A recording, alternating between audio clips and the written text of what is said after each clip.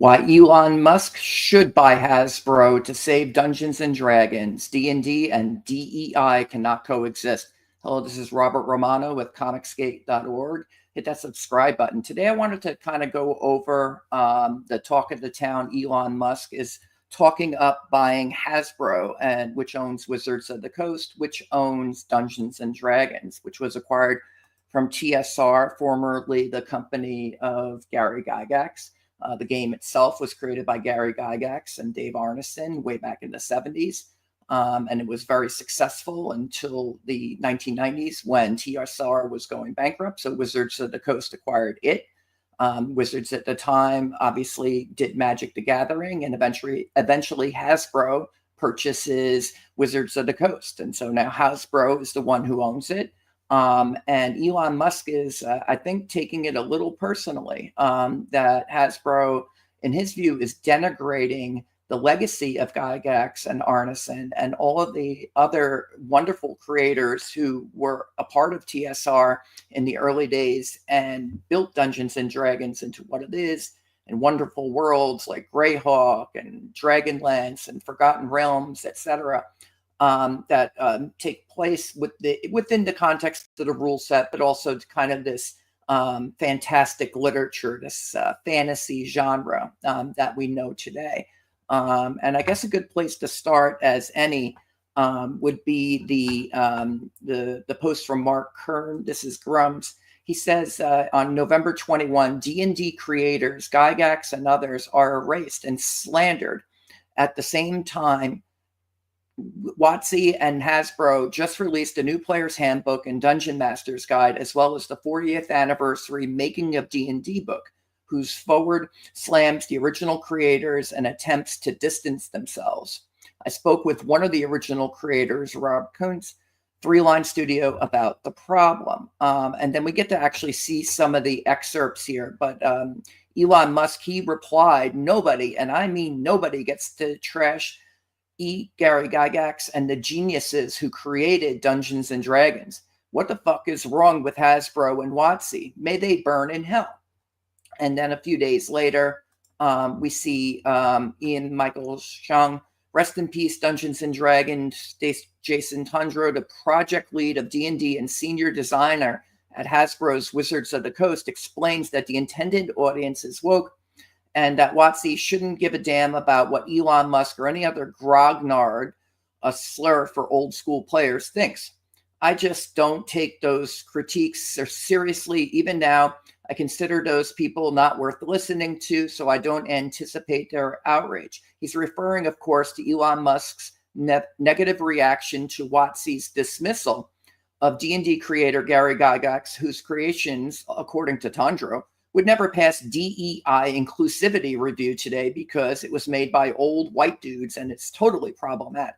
And that's where Elon asks, how much is Hasbro? And I actually replied to that. It's about $8.6 billion. And but I think the lasting value alone of D&D is actually priceless. It's now up to $8.9 billion, depending on how the stock market's going. The market cap can fluctuate. But Elon Musk actually acquired Twitter, which is now X, under similar circumstances. You had a social media platform that was publicly traded. It had a market cap and 50 billion or so. He was able to purchase Twitter and turn it into X. You could just buy it outright. A company that's publicly traded is for sale, and so is all the intellectual property that it owns. Now, the motivation would be slightly different, of course. In purchasing Twitter, turning it into X was to stop both corporate and government censorship and to have a platform where, I guess, kind of both sides could kind of have an equal footing. Even as Elon Musk has shifted more into politics, he endorsed Donald Trump this year. But he also was starting XAI Gaming. And now he's got his eyes set on Hasbro, which I think is just wonderful because he actually cares about D&D's legacy. The question is Hasbro, has WotC been denigrating the legacy of D&D? So let's take a look at Mark Kern's first post here, which actually has excerpts from the forward here. This might be a little hard to see, so I'll just read it aloud. We have here, some language in the first iteration of D&D presents a moral quandary, according to the book's authors, Making of D&D. The documents reproduced in this book include many pages and charts and tables alongside lists of monsters, spells, and magic items, but that game content also includes a virtual catalog of insensitive and derogatory language, words that are casually hurtful to anyone with a physical or mental disability or who happens to be old, fat, not conventionally attractive, indigenous, black, or a woman. Some people have charitably ascribed this language to authors working from bad assumptions. In the 1970s, historical wargamers in America were predominantly white, middle-class men. It isn't surprising that they would dub a class of soldiers like the fighting man. But when in the pages of Greyhawk, the description of the Queen of Chaotic Dragons includes a dig at women's lib, the misogyny is revealed as a conscious choice. It's an unfortunate fact that women seldom appear in original D&D, and when they do, they're usually portrayed disrespectfully.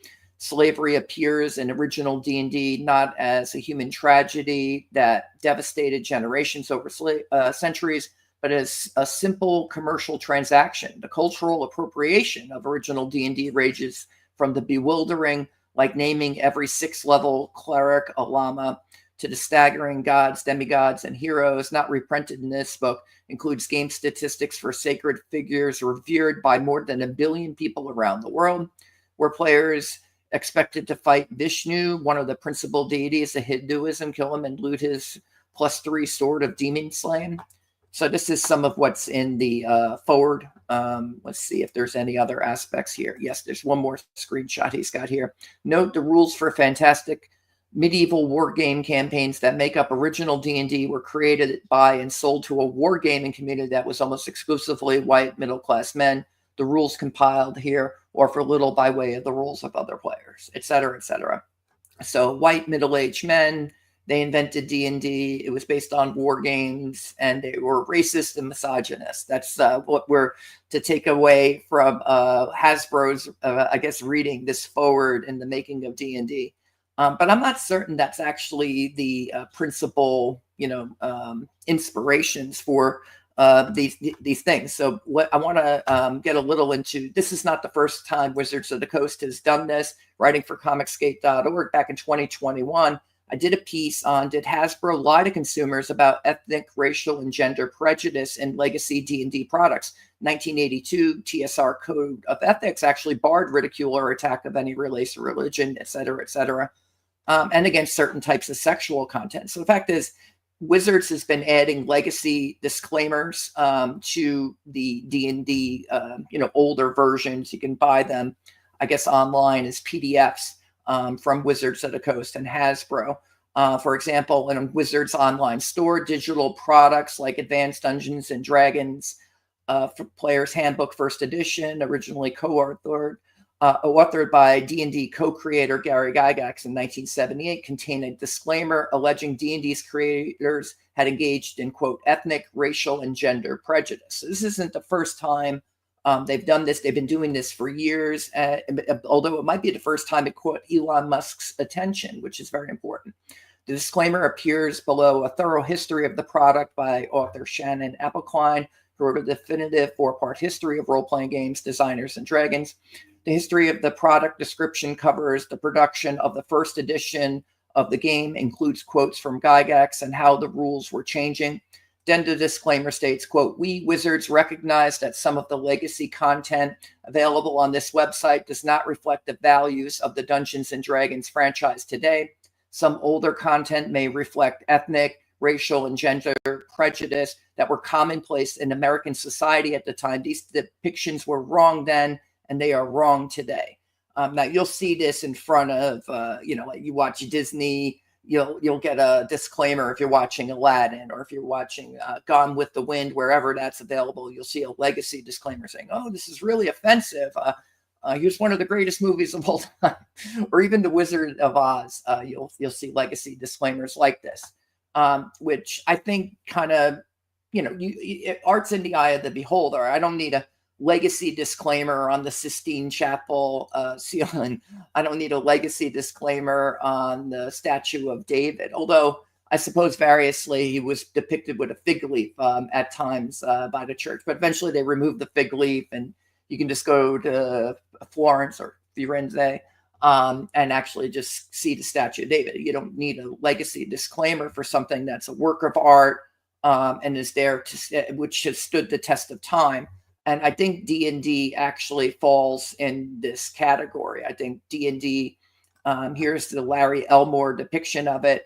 What is Dungeons and Dragons without dungeons and dragons to slay? Okay, so here's a premise, right? The local village people stumble upon a tomb. They open the tomb or the cave or whatever, and they open it up, and monsters come out. They attack the village. They kill the king. They steal the princess. They bring her into the dungeon.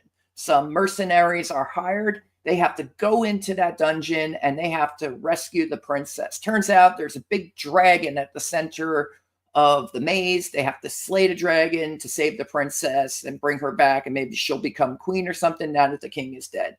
This is a typical dungeon crawl. You go, and so a character like this warrior here might have to be one of the mercenaries who goes in. And of course, there's lots of treasure. So we're going to go into an ancient ruin. Why is it ruined? What culture was this that the civilization fell? It's been now occupied by the dragon and maybe some dark lords, wizards, orcs and goblins, etc. But the point is, to get to the center of the maze, you got to defeat these monsters on the way, gather some treasure, maybe some magical artifacts that'll help you to gather more power to defeat the final boss, this dragon. And then you rescue the princess and bring her back to the town. Just a very simplistic depiction. But what is Dungeons and Dragons without a dungeon and at least one dragon? It can't be. So what kind of feeds into this hatred, in my view, of this type of genre, this type of fantastic literature? And I draw roots to, you're going to go with Robert E. Howard. You're going to go with H.P. Lovecraft for similar reasons. Both were very focused on prehistory, and also J.R.R. Tolkien.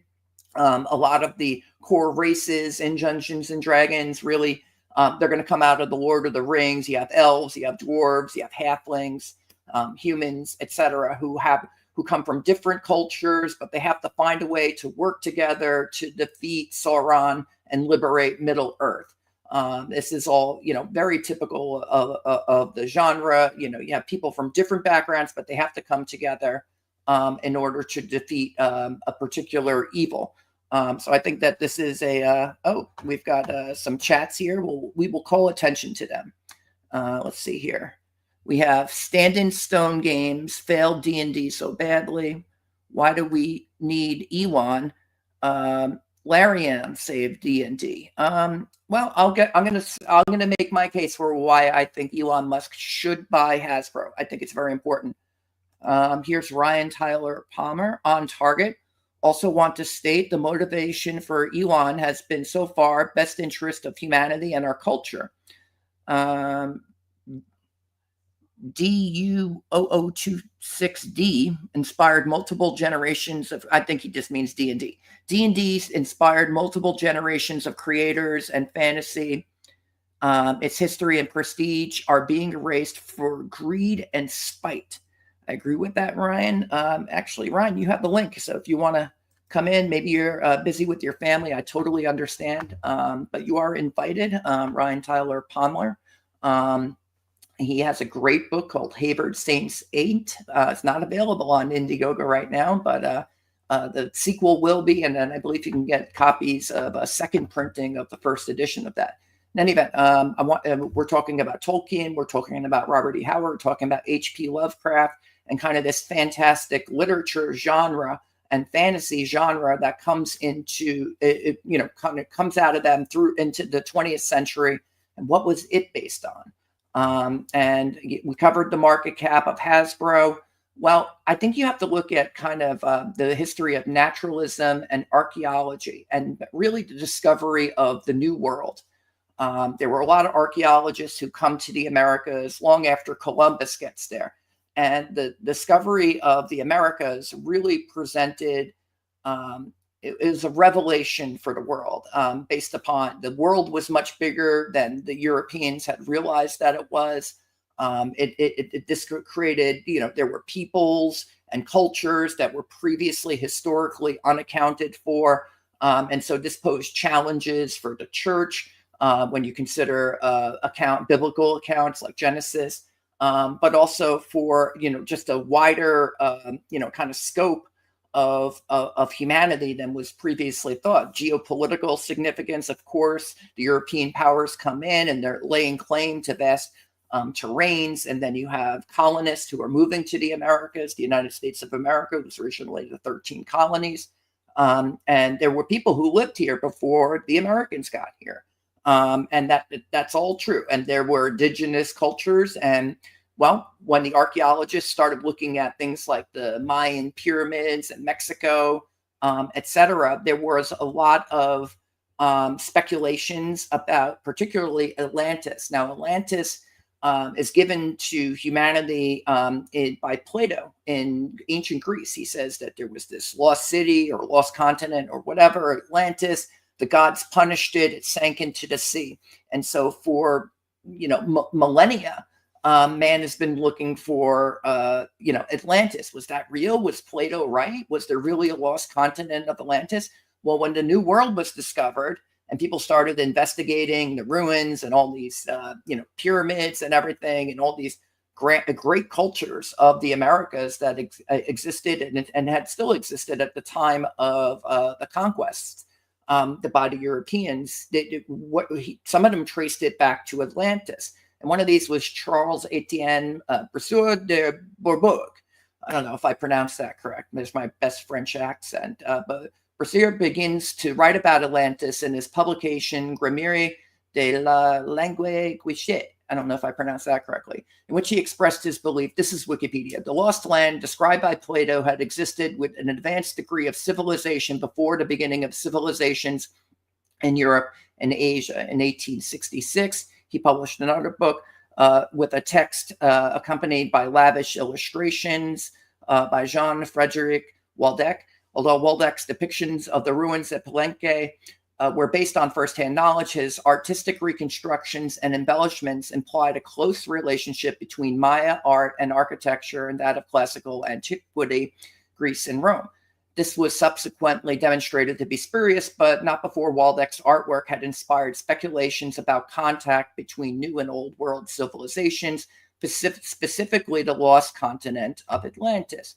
And so there's this idea that there was this Atlantean civilization. If you watch Graham Hancock's Ancient Apocalypse, you'll be familiar with this kind of idea. Also fun shows like Ancient Aliens. The idea that there's this kind of progenitor for civilization as we know it that precedes civilization. It's a prehistory. You don't know about it. So where was Atlantis? Why is it hidden? So many people thought when we got to the Americas that maybe the Americas were Atlantis, or that the people who founded the cultures there were similarly founded by the Atlanteans. So now modern archaeologists will say, well, they took credit away from the indigenous peoples. And, there's some truth to that. The most likely candidate to build the Mayan pyramids were the Mayans.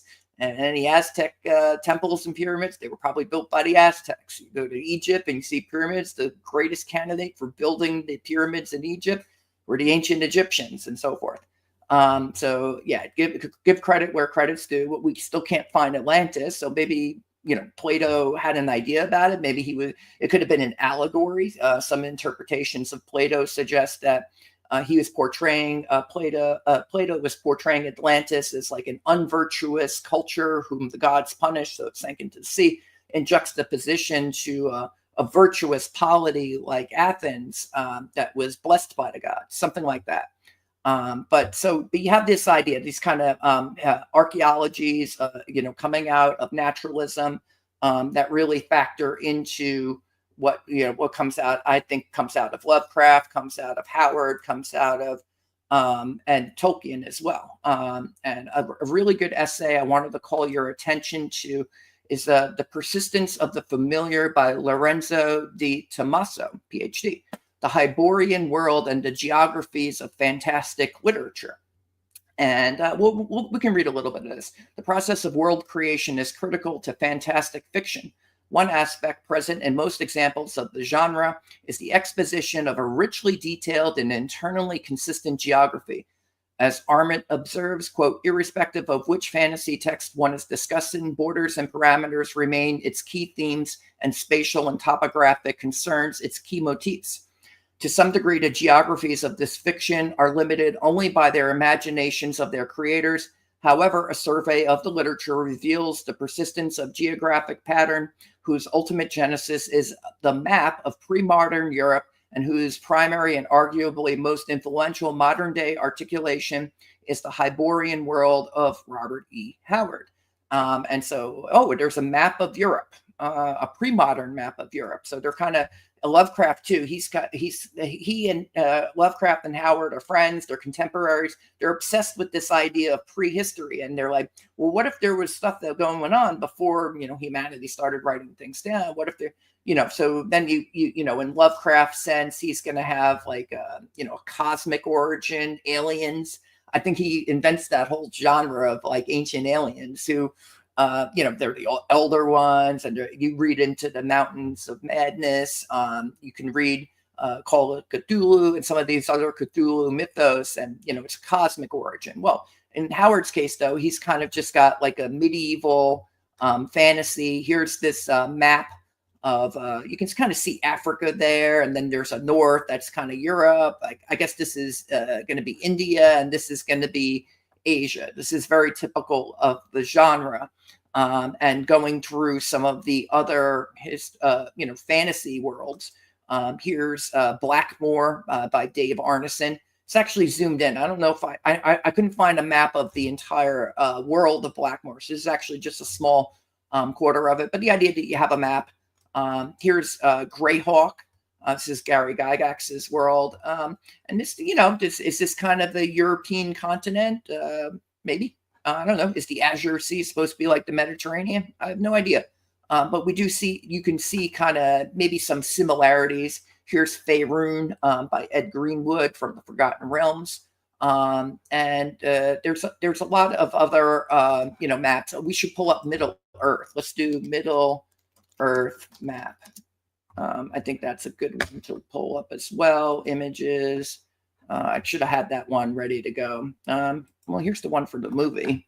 Oh no, is it going to make me go to Amazon? No, get me out of there. I don't want to go there. I just want to go to images. I just want to pull up an image. All right, there we go. Here's Middle Earth. Of course, Reddit's going to now take forever. Here's a link to it. All right. Come on, give me Middle Earth. There we go. There's Middle Earth. Okay, this is the one that you actually see in the movie. We can zoom in on that. Of course, it's going to take forever. All right, there it comes. It's probably all glitchy now. Now I'm probably like roboting or whatever. So here's a map of Middle Earth. And again, you see kind of this, oh no, there's an ad, stop you. All right, stupid ads. All right, there's a map of Middle Earth, and kind of, is it a European continent as this paper is talking about? There's maybe some similarities there, but this kind of idea of the persistence of the familiar, and without knowing it, I actually made my own map for my own world, Danae, which is the Children of the Grave setting. And wow, lo and behold, I did a map of Europe without knowing I was supposed to make a map of Europe and other areas of the world. That's, is this prehistory? No, is this a completely different world? But I said, it should be something like our world. And so it's like based on the Theorian Peninsula, which coincidentally is in the shape of a boot. And then there's a dragon's claw there in the corner, which coincidentally is being kicked by the boot. That's Sicily. I love Roman histories and Italian histories, and just European histories. So it's like, This is Naples Sea. Is that supposed to be like the Mediterranean? It's like, yeah, I think it is. But clearly it's in the shape of Europe, except, it's actually got a kind of a dragon's head on it. And I did this more than 20 years ago without the benefit of reading this essay.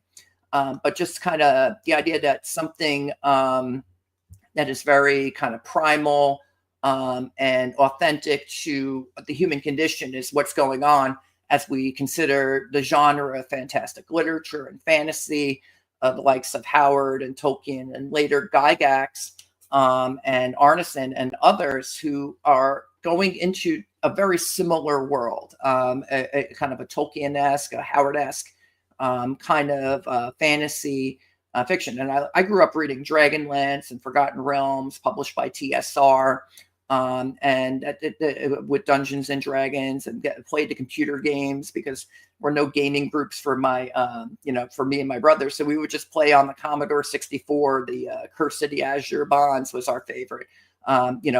Later games like Hillsfar and Heroes of the Lance, which wasn't a very good platformer, but these games were still fun, and we grew up playing them, and was very much a part of our childhoods. And I loved characters like Alias in the Azure Bonds Finder Stone trilogy. Strong feminine characters. It's the early 1980s. So I think like the kind of talking down to the creators of D&D really don't consider a lot of what comes into into those stories. Margaret Weiss and Tracy Hickman. They have Raistland, the kind of dark wizard, but strong females like Goldmoon and Chrysania, and of course heroes who have to, battle against Takesis, and save Kryn, and there's just so many memorable, wonderful characters, and it's a great literature. In my view, which, I think we owe a lot to Robert E. Howard and also H.P. Lovecraft. So why are we talking about archaeology and then we're shifting into kind of the persistence of the familiar and the idea that, you're kind of speculating about like what's going on with like prehistory? What does this have to do with why D&D is now being denigrated? Well, I mean, as I mentioned, the conquest of the Americas by the Europeans eventually invites the naturalists and the archaeologists who then are speculating about who built all these pyramids. Oh, maybe it was the Atlanteans or somebody. And then I had mentioned Lovecraft, and you have Lovecraft archaeology here, which is kind of like its own genre. But I'm pretty sure he created the Ancient Aliens genre. Because he had read the Mountains of Madness. There's several other, I think Whisper in the Darkness has some of this, certainly Cthulhu and several of his other tales, which I'm still working my way through. But there's actually an interesting article from Jason Colavito, Charioteer of the Gods, who basically makes the case that all of your modern like ufology, besides like War of the Worlds, is going to be in large part like this idea of a progenitor aliens coming to Earth to seed life. You're going to find it, books like Eric von Daniken's Chariots of the Gods. Well, Jason Colavito is saying that, I think he's basing it on H.P. Lovecraft and other kind of fantastic science fictions of the times. And you could look this article up. I think it's very interesting how maybe in some cases life imitates art. And certainly Lovecraft had no special knowledge about, if there really were aliens visiting us or something like that. But it can lead to like a different conception or etc. Another good book I wanted to recommend that kind of goes over this in great detail. Something called The Invention of Prehistory. This is actually like a critical look at history. So be forewarned, but it's very, very thoroughly researched. Invention of Prehistory, Empire, Violence, and Our Obsession with Human Origins, Stephanos Girilanis. I apologize if I had mispronounced that. But this kind of looks at how archaeology over the centuries kind of led to kind of modern conceptions of, these ancient cultures. But, how it, the discovery of the New World basically shakes the foundations of Western civilization, because we had to reconsider everything. It leads to things like, discovery of the New World. I mean, eventually you're going to get the naturalists are going around. You have Darwin's going to lead to the theories of evolution. There's a lot of good that comes out of this as well. You have the Enlightenment state of nature theory. So what's the state of nature? Well, you would go back to, I think, the familiar. Howard would have a good idea of the state of nature. It's a state of survival, where you have to kind of struggle to survive. There's, you might have nomads who are wandering around, hunter-gatherers, but eventually, you discover fire and you can get around that way. But you eventually figure out there's seeds that can go in the ground. So agriculture is born, and then you might set up a village with farms, but then some warlords come, maybe with some cavalry or something, and then they're raiding the farm. So eventually you have to maybe build a wall around your farm. You're going to have a development of civilization, and you're going to have cultures that are clashing with each other for resources, and you have to protect one another, and you're going to fear outsiders because that invites trouble. And so I think that's an important feature there. But this whole idea of like kind of progenitors, speculations around Atlantis, you have like charioteer of the gods, you have kind of Lovecraft's mythology. Well, there was a very famous ideology that actually had a very similar mythos that was central to its ideology. Now, that, of course, was the Nazis. We think of their archaeology. You ever watch Raiders of the Lost Ark, and they're going around, they're finding all these religious artifacts, and Indiana Jones has to go stop them, save the Ark of the Covenant.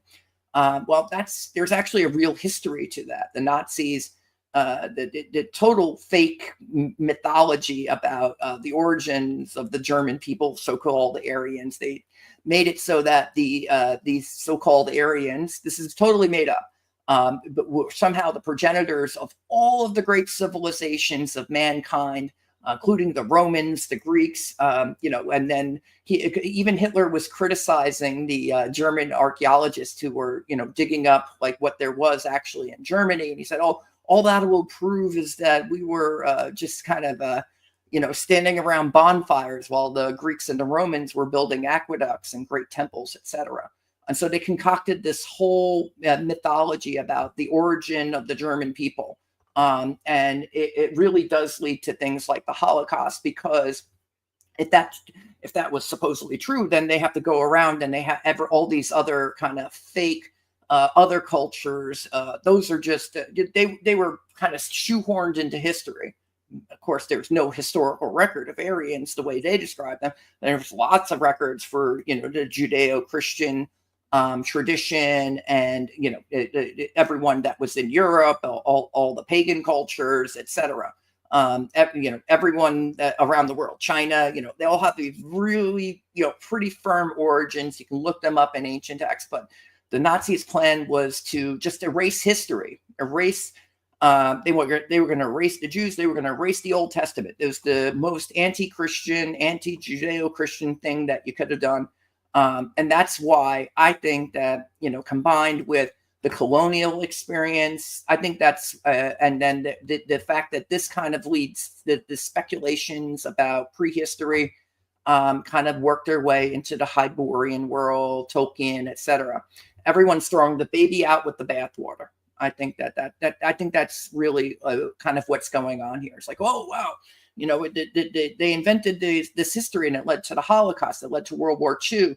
Therefore, everything about this genre or this idea of prehistory or speculative fiction and archaeology, etc. Graham Hancock. You see Graham Hancock being accused of being a Nazi. This is why. It's because of this kind of really dark part of human history that did happen. And so, but it has nothing to do with H.P. Lovecraft. It has nothing to do with Robert E. Howard's Hyboria. Almost nothing. It doesn't have nothing to do with Blackmore. It has nothing to do with Greyhawk. It has nothing to do with the Forgotten Realms, Kryn. It has nothing to do with Middle Earth, etc. Nothing at all. You've got a genre of fiction and fantasy. Eventually leads to role-playing games, which come out of war games by Dave Arneson and Gary Gygax. And so you have the baby and the bathwater. More ads. Go away, ads.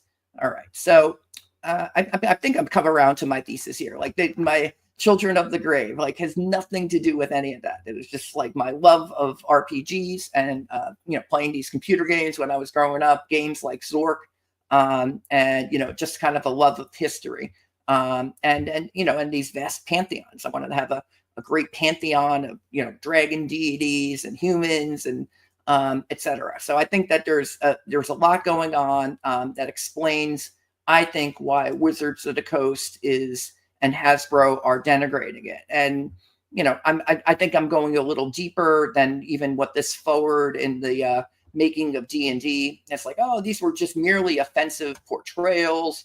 You kind of get this boilerplate disclaimer in these legacy TSR products that some older content may reflect ethnic, racial, and gender prejudice.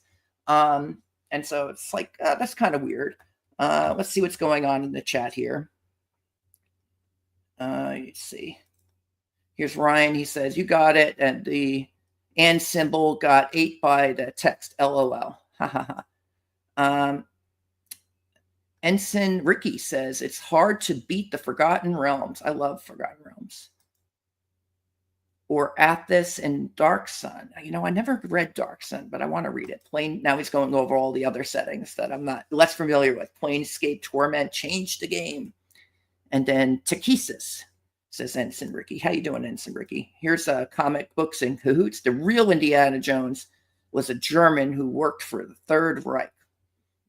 No, he wasn't. He was an American who the U.S. Army intelligence sends to go find Tanis while the Nazis rediscover Tanis and the Ark's there, and Indy's got to rescue it. Comic Books in Cahoots. Woke tards call everyone a Nazi.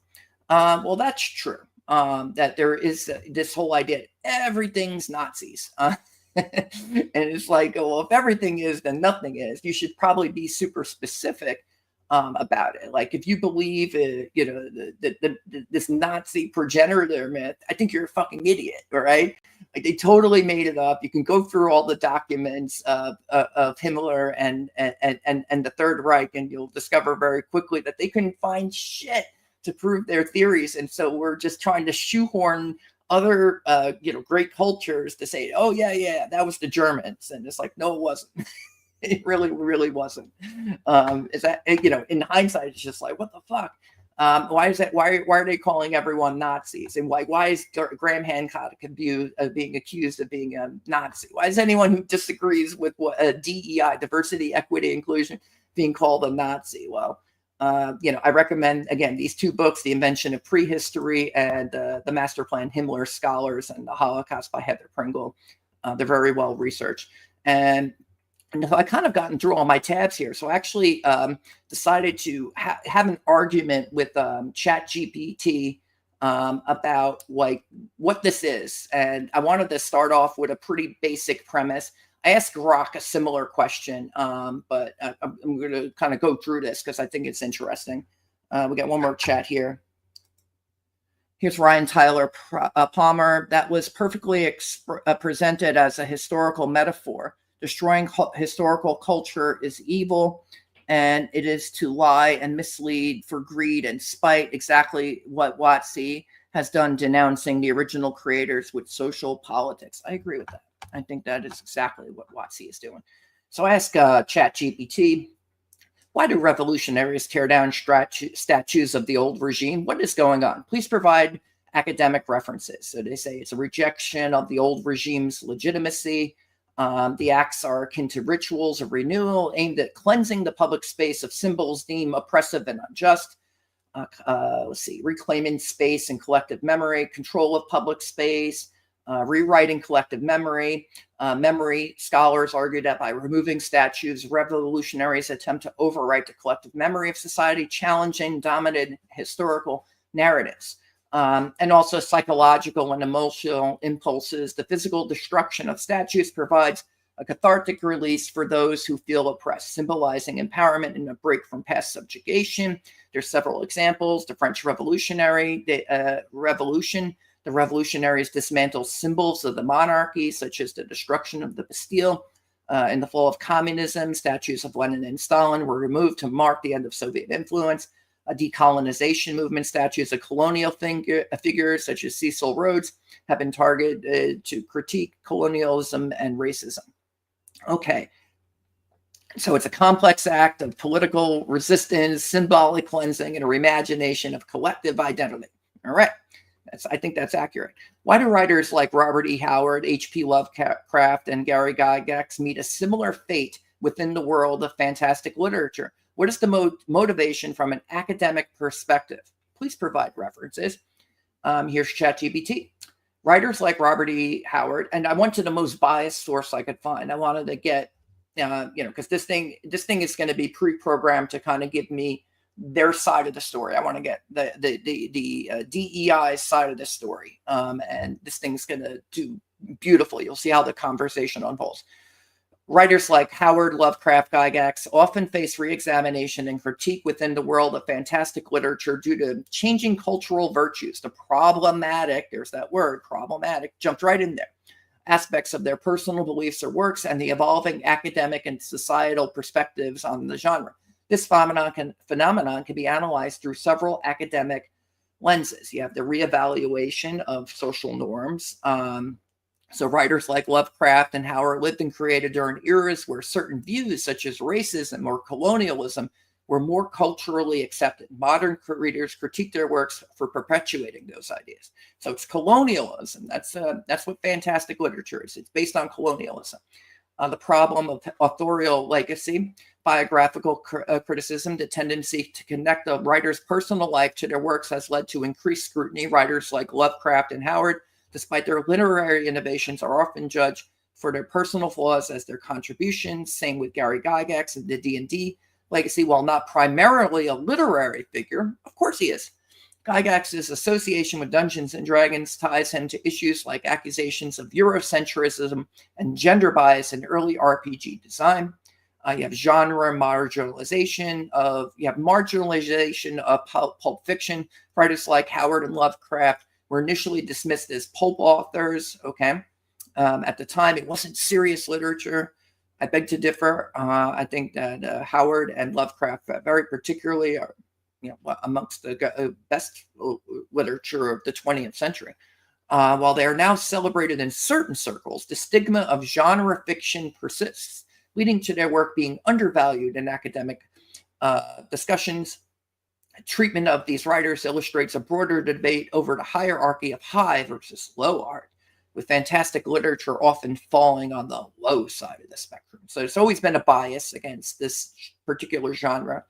And then you have deconstruction of mythologies and ideologies. Howard and the Barbarian Architect. Critics argue Howard's Conan stories glorify hypermasculine imperialistic ideologies that reflect outdated values. Lovecraft and cosmic horror. Lovecraft's work, while innovative, are seen as reflective of his xenophobic fears. Critics argue that his portrayal of the other as monstrous reinforces harmful stereotypes. What of squid-faced space aliens that see life on the planet or something and are very dangerous to humans? Who's offended by that? I'm sorry, aliens. Lovecraft was writing propaganda against you. It's silly. Who is offended? What is the harmful stereotype of the space aliens? Now, of course, they're talking about his depictions of indigenous and other cultures in his fictions. And so I'm joking a little bit here, but they're like, he was offensive to several groups of people, and so you can read all about that. And I say separate the art from the artist. This is good literature. There's a horror element, and yes, people of different cultures sometimes don't get along, and that can be portrayed in the literature as well. But sometimes they have to work together. I think that was very common, certainly in the Conan stories. He's a Cimmerian, and he's traveling all over the Hyborian world, and he has to get along with other people of other cultures, sometimes working together with them, even though they don't like each other. Sometimes there's a greater threat nearby, and you have to kind of work with the people around you. And so there's actually that aspect of it that certainly comes across, I think, in Middle Earth and Tolkien. I mentioned that the elves, the dwarves, and the humans have to get together and figure out how to defeat Sauron. So I don't think this is actually unusual, and it's not even, that's actually a good moral. Okay, so the similar fate of Howard, Lovecraft, and Gygax to tearing down statues stems from a combination of their works' entanglement with problematic ideologies. And then I say, wait a second, how are Howard, Lovecraft, and Gygax's works entangled with problematic ideologies? Provide examples. And so I'm not trying to lead the witness at all. I want to see what the ChatGPT comes up with. The works of Howard, Lovecraft, Gygax have been critiqued for perpetuating ideologies that reflect their cultural and historical context. These critiques often focus on themes of race, gender, power, and as well as the way their works reinforce or fail to challenge hegemonic structures. So you have racial hierarchies in Conan's stories. Conan often reflects the racial attitudes of his time. Non-white characters are frequently depicted as barbaric, savage, or inferior, while Conan, a white Cimmerian, he's dark-skinned. Now, come on, ChatGPT, you haven't read Robert E. Howard. The principal hero is basically not white. And so again, read The Persistence of the Familiar by a real PhD, Lorenzo Di Tommaso, who actually goes into some of this. For Howard, geography was expressed principally in terms of kingdoms and their constituent races. His famous essay, The Hyborian Age, situates the rise and fall of these kingdoms within a panorama involving migrations of tribes and races, kind of like human history, and marks the point where Howard organized his geography after the success of his first Conan stories. And then you get here's the map of Hyboria. It grounds the world of Conan in a semi-fictional history of Europe at a time before barbarian invasions overwhelmed and erased the Hyborian civilization from memory, and before cataclysmic tectonic changes caused an enormous section of the ocean floor to rise to form Northwest Africa, and much of the landmass to sink into what became North and Mediterranean seas. As for customs, costumes, and languages, Howard inevitably associated these with ethnicity and thus with location. In the Hyborian Age, each race has its own physical and cultural characteristics and inhabited distinct regions, like in human history. Here too, the most readily available map of this age has been one included in the Ace paperbacks, et cetera, et cetera, et cetera. So he's going over some of the details there. And then here's kind of a disclaimer, some similar disclaimer. Yeah, these academics.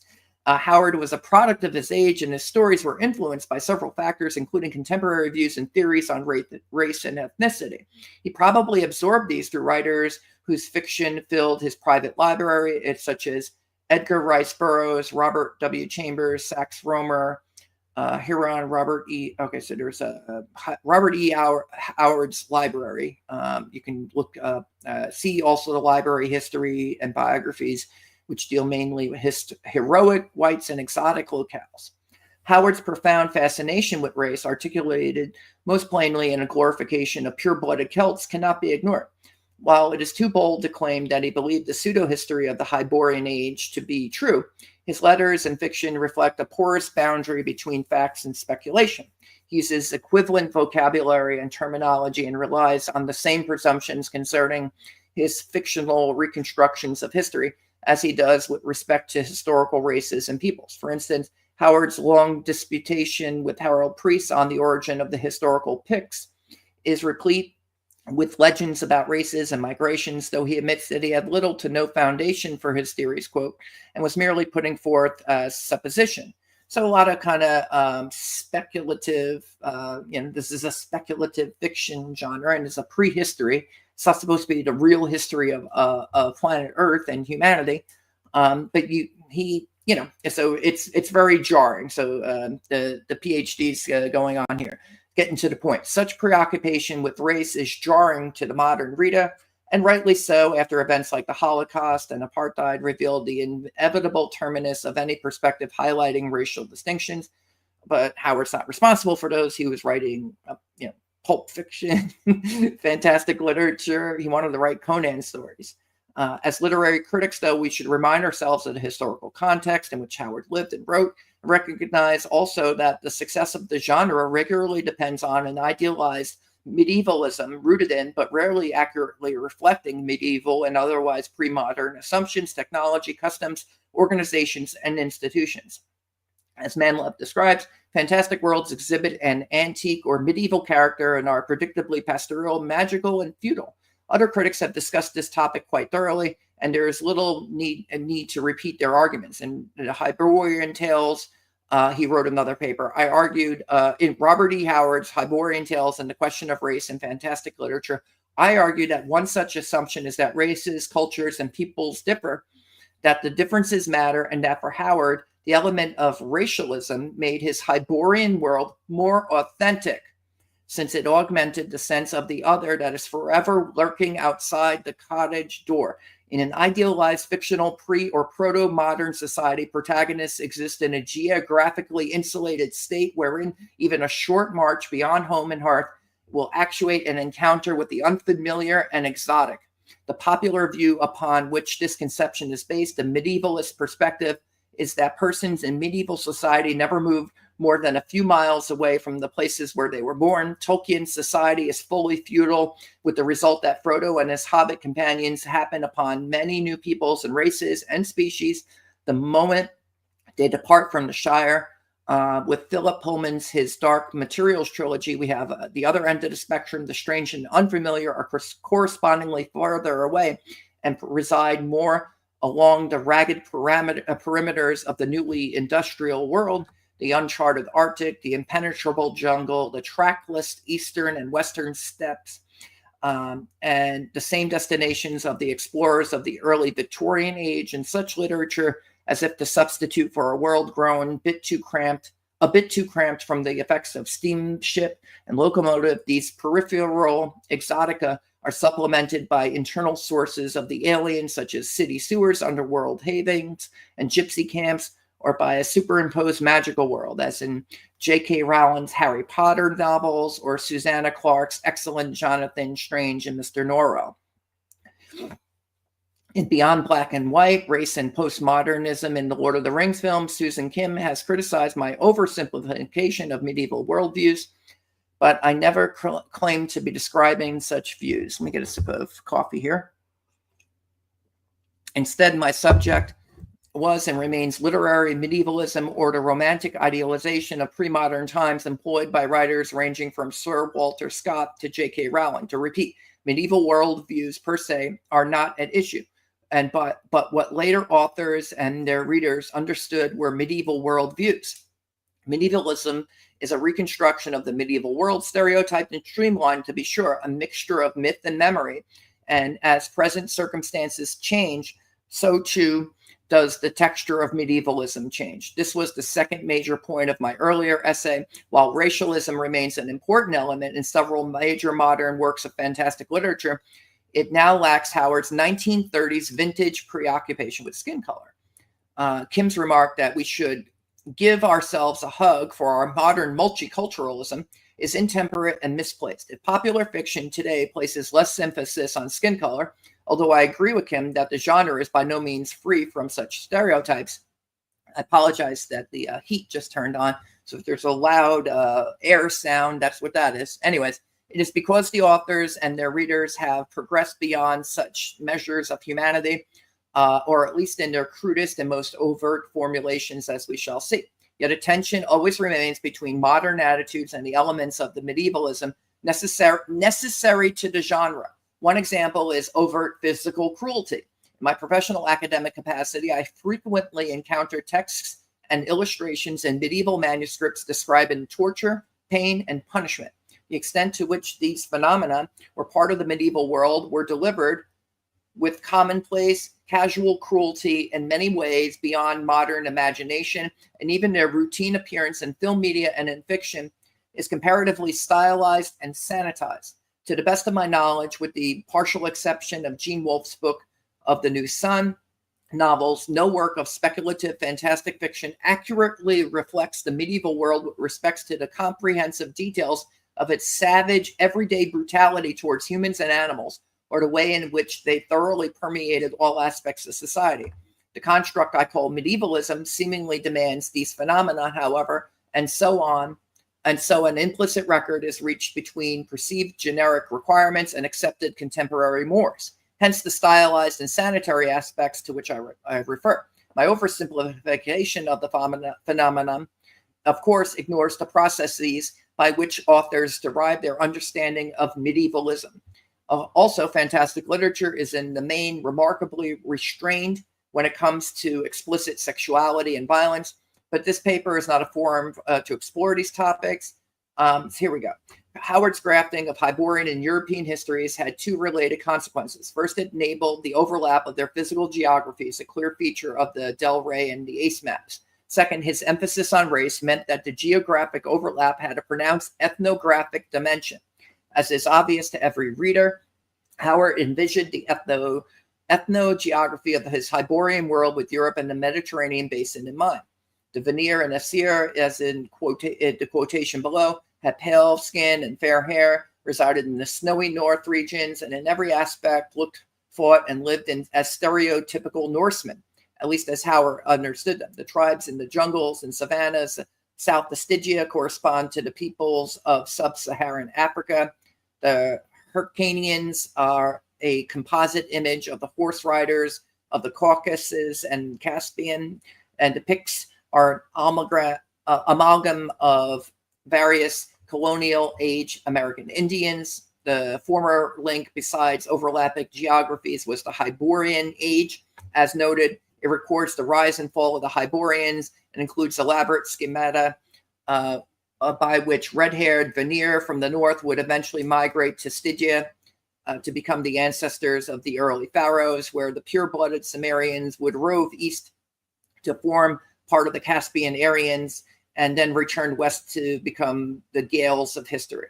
Howard also embedded a tremendous amount of Hyborian ethnogeography within the Conan stories, often in the form of explanatory historical geographic surveys narrated by quasi-omniscient creatures or devices. So if you play D&D, you'll be familiar with all of this, because you would encounter it not only in Hyboria, but maybe in Blackmoor, it's certainly in Greyhawk, certainly in the Forgotten Realms, different races, different cultures, and different peoples who are all vying for resources and power in this kind of game world. But it's also a fiction world, and conflict is the cornerstone of drama. You don't have any conflict. Can you have a story without conflict? I think that's a controversial topic in literature.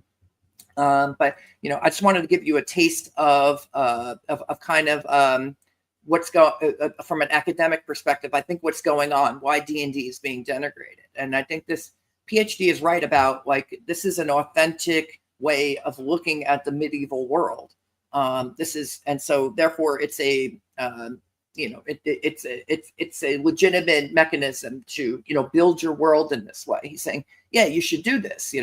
Well, if you're not doing this, how does Tolkien, how do you get Tolkien and the Lord of the Rings? What a great story. How do you get J.K. Rowling and Harry Potter? What a great story. How do you get Conan, etc.? How do you get the Hyborian world? It's like these are really good stories. And one of the reasons that they come across as authentic is because they are. In The Phoenix and the Sword, for example, King Conan is mulling over a royal map of the world, which to his eyes is deficient regarding the lands north of Aquilonia.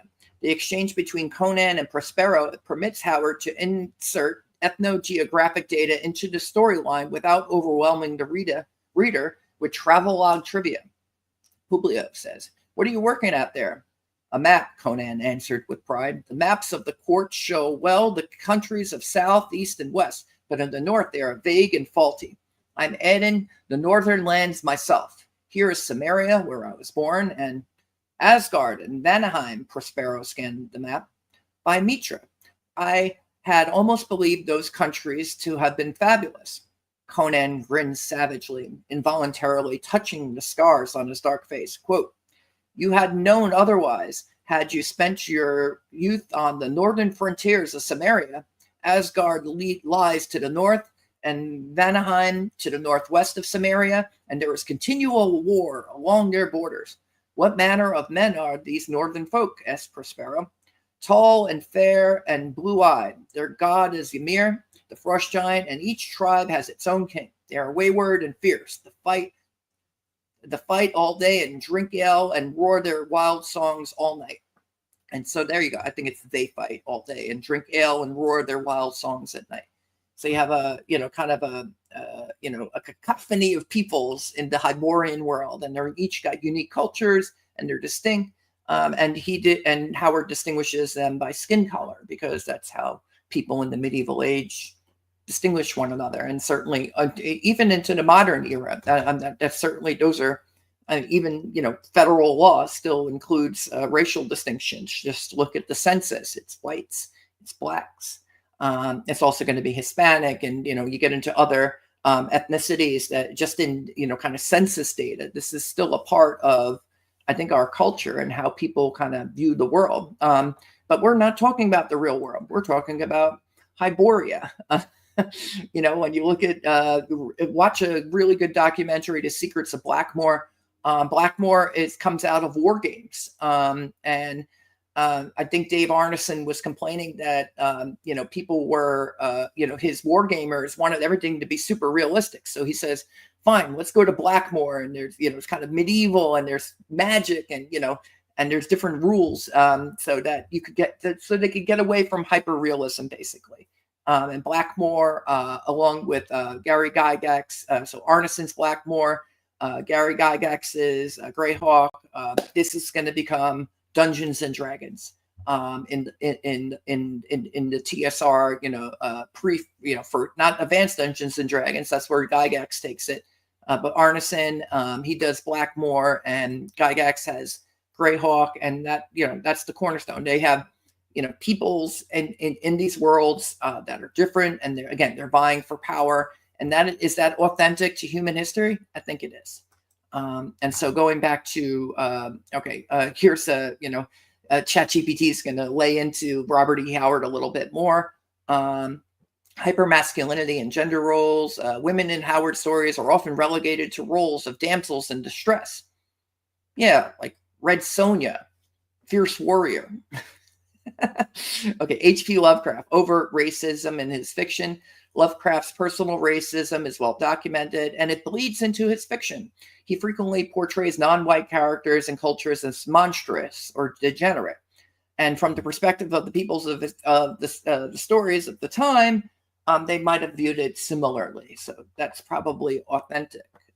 So if you were really a racist in real life, you can't have any racist characters in your stories, because then that's kind of glorifying racism or something like that. And so when they put these disclaimers like, oh, they were products of their times, I think that's a little nicer way of putting it. Lovecraft's central theme of cosmic horrors often equates the unknown with fear, and his monsters and ancient gods can be read as metaphors of xenophobia and cultural anxiety. Yeah, of alien invasions from outer space, who will subjugate and enslave humanity and then exterminate them. Maybe you should be afraid of the space aliens in his stories. Cthulhu, for sure. The Elder Ones, for sure. They are. What about the Shoggoths in the Mountains of Madness? That actually led to the fall of the Older Ones.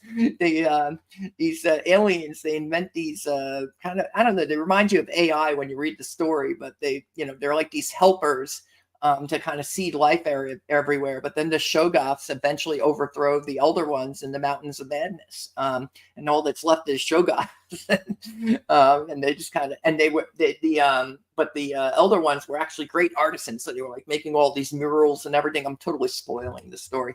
I don't know. It's almost been 100 years, so maybe you should go read it now. The Mountains of Madness by H.P. Lovecraft. You can go check it out. I think it's you get your dose of ancient aliens for sure. So colonialism and savage archetypes are present in all three curators, participated consciously or unconsciously in perpetuating colonialist narratives, where civilization is pitted against savagery and the unknown, often coded as non-white or non-Western. But when the explorers were coming to the Americas, or going everywhere else, going through Africa, going to Asia, that's how they perceived it. Isn't that authentic? As the PhD tells us, I think it is. I think that is authentic. Modern reinterpretations. Let's see. We can skip ahead a little bit here. So in this context, if we play D&D and go into the dungeon to slay the monsters, we're now supposed to feel bad about it because the monsters were, quote, indigenous to the dungeon, and because looting the treasure resembles archaeological practices throughout the naturalist period. The critique you're raising ties into a broader conversation about ethical storytelling, the implications of fantasy tropes, and the evolution of role-playing games like Dungeons and Dragons. While no one is saying you're supposed to feel bad for playing D&D in traditional dungeon crawling mode, the context of these critiques invites players and creators to think more deeply about the narratives they engage in. Monsters as indigenous beings, traditional tropes in classic D&D, monsters are often treated as inherently evil or as obstacles to overcome because it's a game.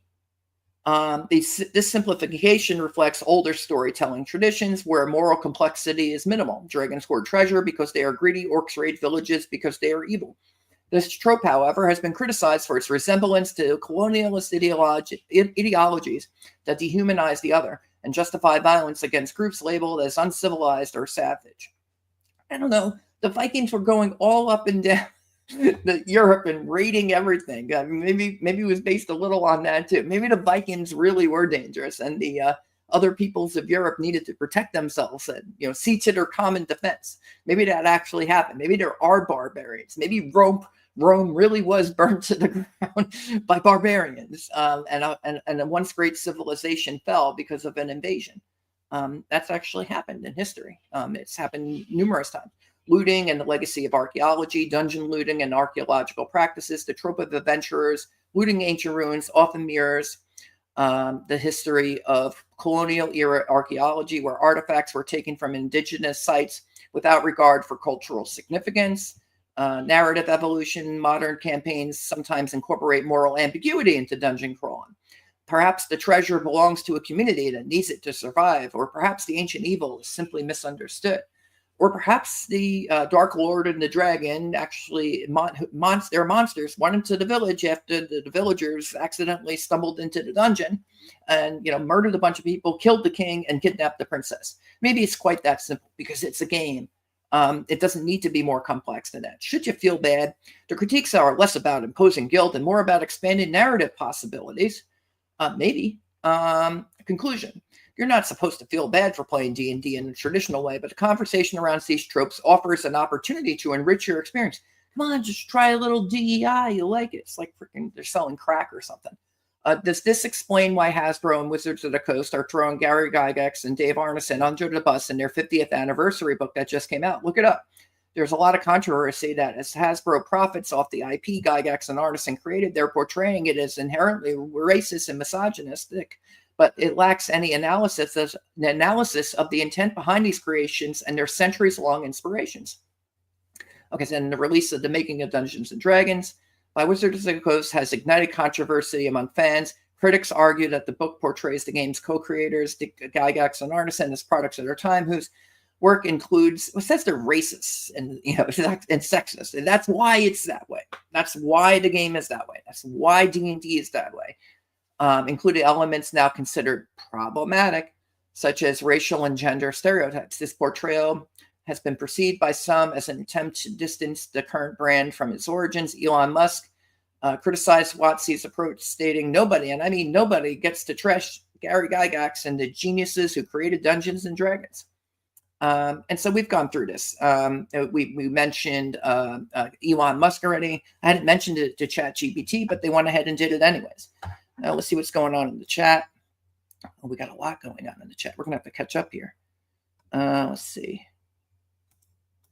Here's comic books in cahoots. Critical theory plus Dungeons and Dragons equals killing all the fun. I agree.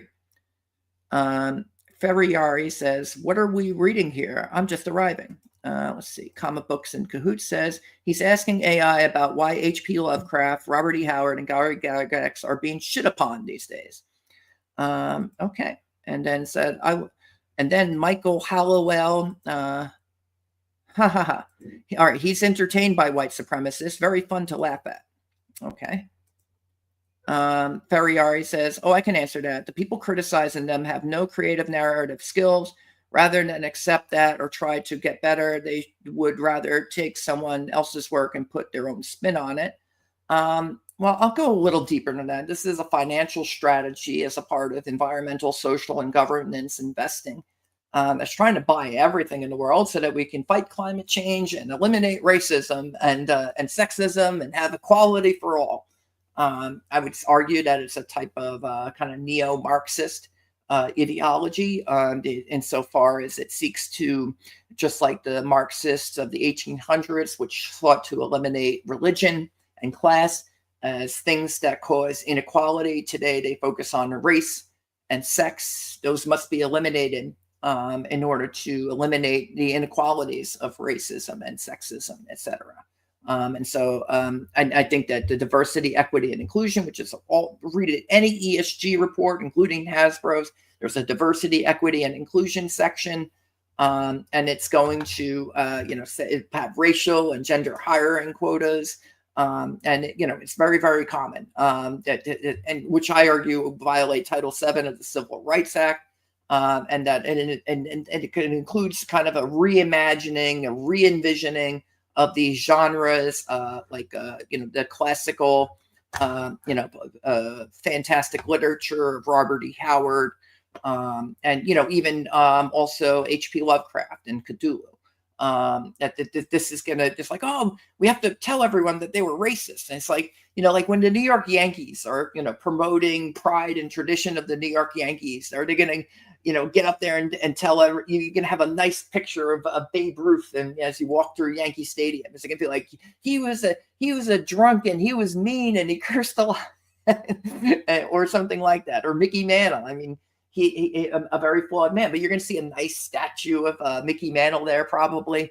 You're not going to sit there and denigrate all over your brand, because you wouldn't sell many Yankees paraphernalia that way. And so, why is Hasbro and WotC, denigrating their kind of cash cow?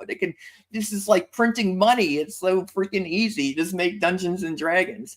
All it needs is Dungeons and Dragons. Why is the dungeon there?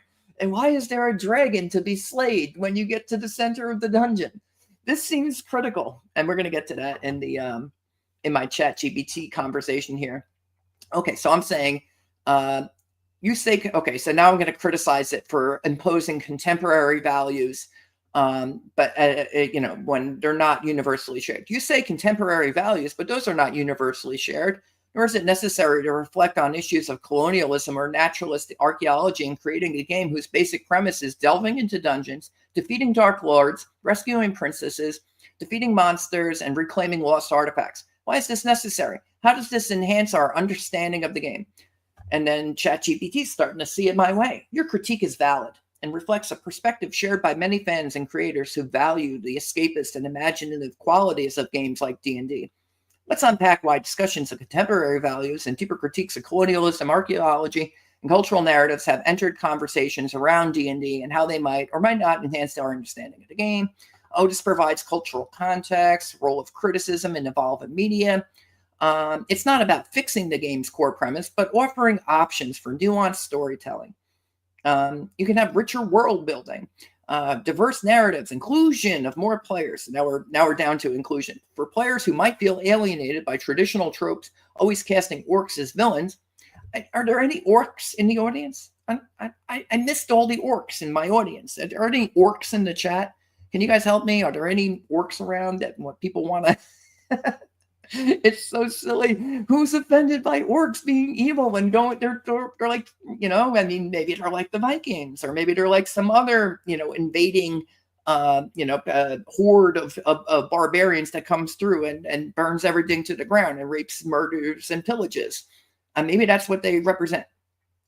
Challenges and drawbacks. I mean, are we supposed to feel bad for the barbarians when they come to rape, pillage, and murder our towns?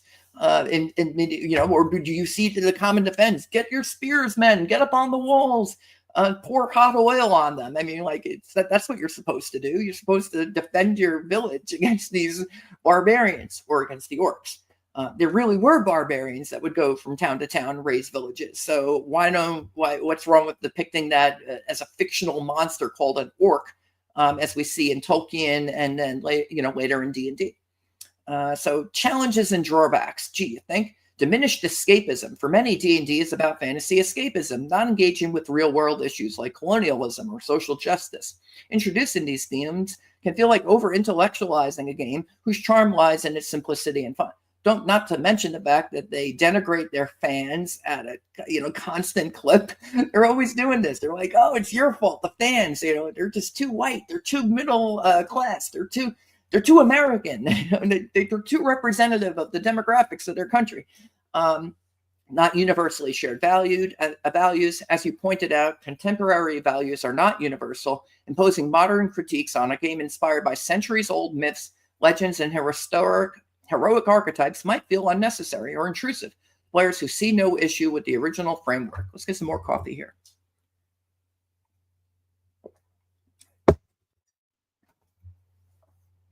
Risk of losing core premises. If every dungeon crawl is questioned as a potential act of colonial exploitation, the game's original premise of adventuring, treasure hunting, and slaying monsters may lose its appeal for many players. Yes. Yeah, this image wouldn't exist if the whole point wasn't going into a dungeon to slay a dragon where there's treasure. Larry Elmore, one of my favorite artists. I've met him once at, what the heck was it? Icon on Long Island way back in the 2000s. Just a really nice man and just a fantastic artist. And he really epitomizes the D&D genre. I do think this is high art, not low art, for all you snobs out there. Let's see here. Let's go back to our chat GPT. This is really fun. Okay, is it necessary? No, it's not strictly necessary to reflect on issues like colonialism and naturalist archaeology to enjoy D&D. Okay, good. Let's get past that.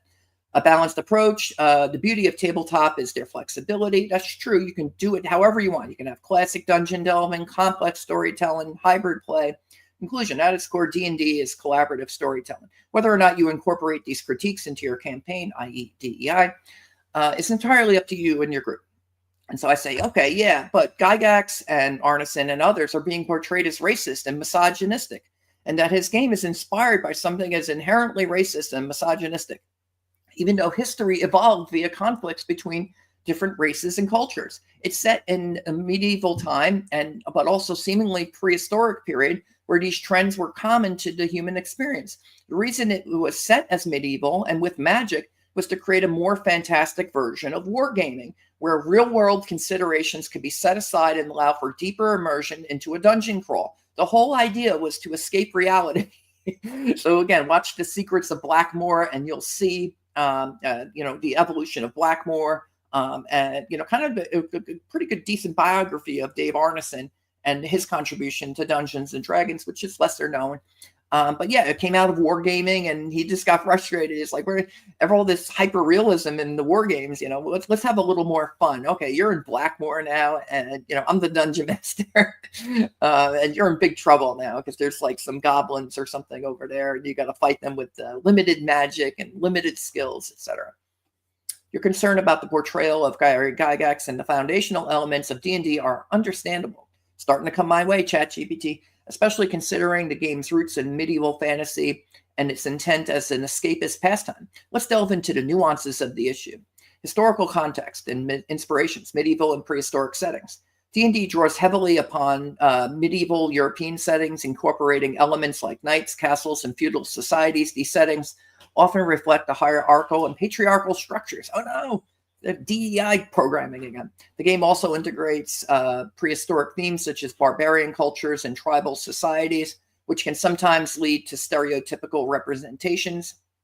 Literary influences. Influences from authors like J.R.R. Tolkien introduce races such as elves, dwarves, and orcs, each with distinct characteristics. These portrayals have been scrutinized for reinforcing racial stereotypes. Bullshit. Intent and escapism. Purposes of the game. Gygax and Arneson designed D&D to offer a fantastical escape from reality, allowing players to immerse themselves in adventures, including dungeon delving, monster slaying, and treasure hunting. The incorporation of magic and mythical creatures was meant to enhance this escapism, providing a departure from real-world issues. Wargaming evolution. D&D evolved from traditional wargaming, that's true, aimed to create a more immersive and narrative-driven experience. The medieval fantasy setting provided a familiar yet flexible backdrop for storytelling.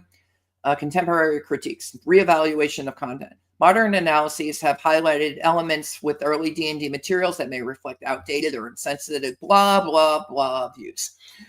Company responses, WotC, the current publisher of D&D, has undertaken initiatives to address these concerns. DEI, it's called DEI, it's diversity, equity, and inclusion, and almost every major corporation in the country is doing that's publicly traded, because vast hedge funds like BlackRock and Vanguard are buying into them and imposing upon the boards of directors these dictums and these dogmas that this is the only way to do business now. And so you see it bleed into Disney Star Wars and a bunch of other stuff, things that you used to like, whether at Hasbro, Transformers, and G.I. Joe, etc. And you're going to see lots of, it's like, oh, they're really shitting on the legacy of these really, I think, wonderful art forms that really didn't need to be tinkered with. And what they're coming out with will never stand the test of time. It's just like, put that in the receptacle. Let's get back to making Dungeons and Dragons. Why is there a dungeon and why is there a dragon to slay at the center of it? And we'll get to that. So we'll see how ChatGPT responds to that. So balancing legacy and progress. Recognizing the contribution of Gygax and Arneson are crucial as they laid the groundwork. However, it's important to acknowledge that some aspects of the work reflect the societal norms at our times, which may not align with today's standards. No, it's not important, ChatGPT. That is not important to acknowledge that.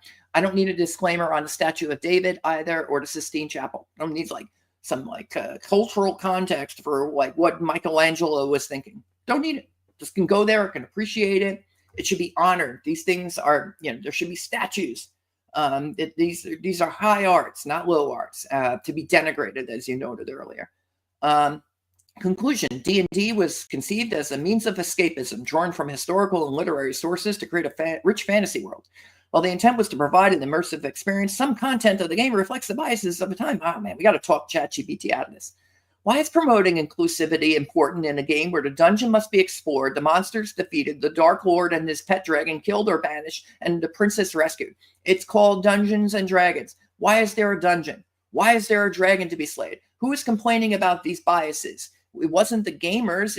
They were enjoying it for decades before somebody else decided we needed to critically assess past content. Who was it? The push for promoting inclusivity in Dungeons and Dragons and other forms of media stems from not dissatisfaction with the core mechanics, Dungeons, Dragons, heroic battles, but from concerns about cultural and representational aspects surrounding those elements. The movement to critically assess past content reflects broader societal trends, academic critiques, and shifts in how media is created and consumed, not necessarily complaints from traditional players. Let's unpack the dynamics. Let's not. Who was complaining? Actually, media critics, social activists, new generations of gamers. Many traditional players were and are still content with the original formula of dungeon delving, monster slaying, and treasure hunting. However, some criticisms emerged from media critics, academic and journalistic voices analyzed the game for its cultural and societal implications. Why did they do that? DEI. Social activists, same thing. As part of broader movements addressing representation and inclusivity in media, activists highlighted issues in games like D&D. Oh, okay. So we don't need to go over why they think it's problematic. Providing sources, what are the roots for the movements addressing representation and inclusivity? Not leading the witness. Let's see what ChatGPT comes up with. What ideologies? I'm just saying, provide sources. What ideologies do these stem from? Okay, you have civil rights movement, social justice activism. All right, the mid-20th century civil rights movement in the United States laid the groundwork for broader social justice efforts, emphasizing racial equality, civil liberties, and combating systemic discrimination. And social justice activism, which I would distinguish from the civil rights movement insofar as it promotes segregation nowadays.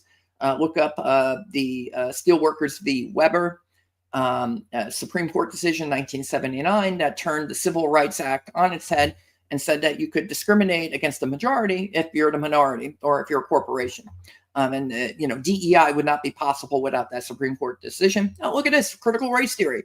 I would distinguish critical race theory from the origins and goals of the civil rights movement, which was epitomized in the Civil Rights Act, which says you cannot engage in racial discrimination or sexual discrimination. Yet everyone has to be treated on merit. That was the Civil Rights Act. And, Congress is regulating commerce. They're enforcing the 14th Amendment. They're saying no discrimination on either side. But when you get to critical race theory, social justice activism, you get, movements like affirmative action, which do in fact discriminate. Again, read the Steelworkers v. Weber, 1979 Supreme Court decision that basically legalized, for all intents and purposes, DEI as we know it today. I think the Supreme Court will eventually overturn that under Title VII of the Civil Rights Act, just as they've overturned racial preferences at college campuses under Title VI of the Civil Rights Act. Ideological foundations of this representation and inclusivity, DEI, critical race theory developed in the 1980s. CRT examines how laws and institutions perpetuate racial inequalities. It critiques the ways dominant narratives exclude or misrepresent marginalized groups. Intersectionality, coined by Kimberly Crenshaw, this framework explores how overlapping identities, race, gender, class create unique experiences of repression, which, as I noted earlier, is basically neo-Marxist. The original Marxists wanted to eliminate religion and class because they cause inequality. The modern Marxists, they want to eliminate race and sex because it leads in their eyes to inequality. And, a beautiful, kind of a landscape of humanity. So you celebrate humanity, or you want to eliminate the parts, that are a part of the human condition. Feminism and gender studies. They also rooted representation and inclusivity, DEI, to the feminist movements, particularly second wave feminism of the 60s and 80s through the 80s, sought to address gender inequality in various domains, including media and culture. There's a patriarchy critique. Representation matters. Feminism emphasized how media representations influence societal depictions of gender roles. And then there's post-colonial theory, examines the legacies of colonialism, which we focused on earlier. Decolonization of media. Advocates call for narratives that decenter Western perspectives and elevate indigenous voices and stories. Or you could, have both. You can have cultures clashing with one another and countering one another, as Robert E. Howard did it. Ideological foundations, hegemony theory. Wow, based on Antonio Gramsci's work. Communist, Marxist. His theory explores how dominant groups maintain power by shaping cultural norms. Representation and power. Stuart Hall argued that representation in media is not neutral, but a site of ideological struggle. Queer theory, we could kind of critical media studies, critiques of these movements, et cetera, et cetera. Conclusion, the push for inclusivity and representation in media stems from a combination of civil rights activism, feminist critique, post-colonial theory, and cultural studies. This is 100% accurate. These ideologies aim to address systemic inequalities and expand the diversity of voices in creative fields. While these movements have created opportunities for marginalized groups, they also spark debates about artistic freedom, tradition, and the role of media as a reflection or critique of society. If you'd like to delve deeper, any specific movement or ideology, let me know. It's like, yeah, I got one for you. I'm thinking there is a more obvious explanation. I went into this earlier in the video, beginning with Plato's suggestion of Atlantis to the discovery of the New World and Charles Etienne Broussard, de Bourbourg's suggestion that the New World might have been built by the Atlanteans, to later developments included the Nazis' invention of the fake Aryans and attempts at archaeology to, quote, prove it as being the fake progenitors of all of history's great civilizations as a means of rejecting biblical accounts, including Genesis and the Old Testament, the Torah, which are mistakenly and cruelly juxtaposed with Lovecraft, Tolkien, and Howard's fascination with the idea of hidden prehistory, ancient civilizations, etc., has resulted in the throwing of the baby out with the bathwater. So you have kind of the colonial experience, you have the eugenics and, Nazi movements, and then you have like speculative fictions like Tolkien, Howard, and Lovecraft, who are, they're all saying it's all the same thing, they're all Nazis, and throw the baby out with the bathwater. That's my hypothesis. Your explanation draws on a fascinating thread of intellectual and cultural history, highlighting the tension between legitimate historical exploration, speculative fiction, and how these have been co-opted for ideological purposes. Well, I think maybe I persuaded ChatGPT to take a closer look at its original presuppositions. Plato's Atlantis, Plato's Timaeus and Critias describe Atlantis as an advanced lost civilization introducing a powerful myth of forgotten prehistory. While intended as an allegory, that's disputable, ChatGPT. The idea was taken literally by later thinkers. That's accurate. Legacy Atlantis inspired a tradition of seeking hidden origins for humanity, blending speculative history, pseudoscience, and fiction. True. The New World and diffusionism. After the European, quote, discovery of the Americas, thinkers like Boursier de Bourbourg speculated that pre-Columbian civilizations, including the Mayan, were linked to Atlantis or other mythical progenitors. These ideas sought to explain the grandeur of these cultures without crediting the indigenous peoples. Impact. Again, the most likely candidate for building the Mayan pyramids was the Mayans. The Egyptian pyramids, the Egyptians, any Aztec pyramids or temples was probably built by the Aztecs.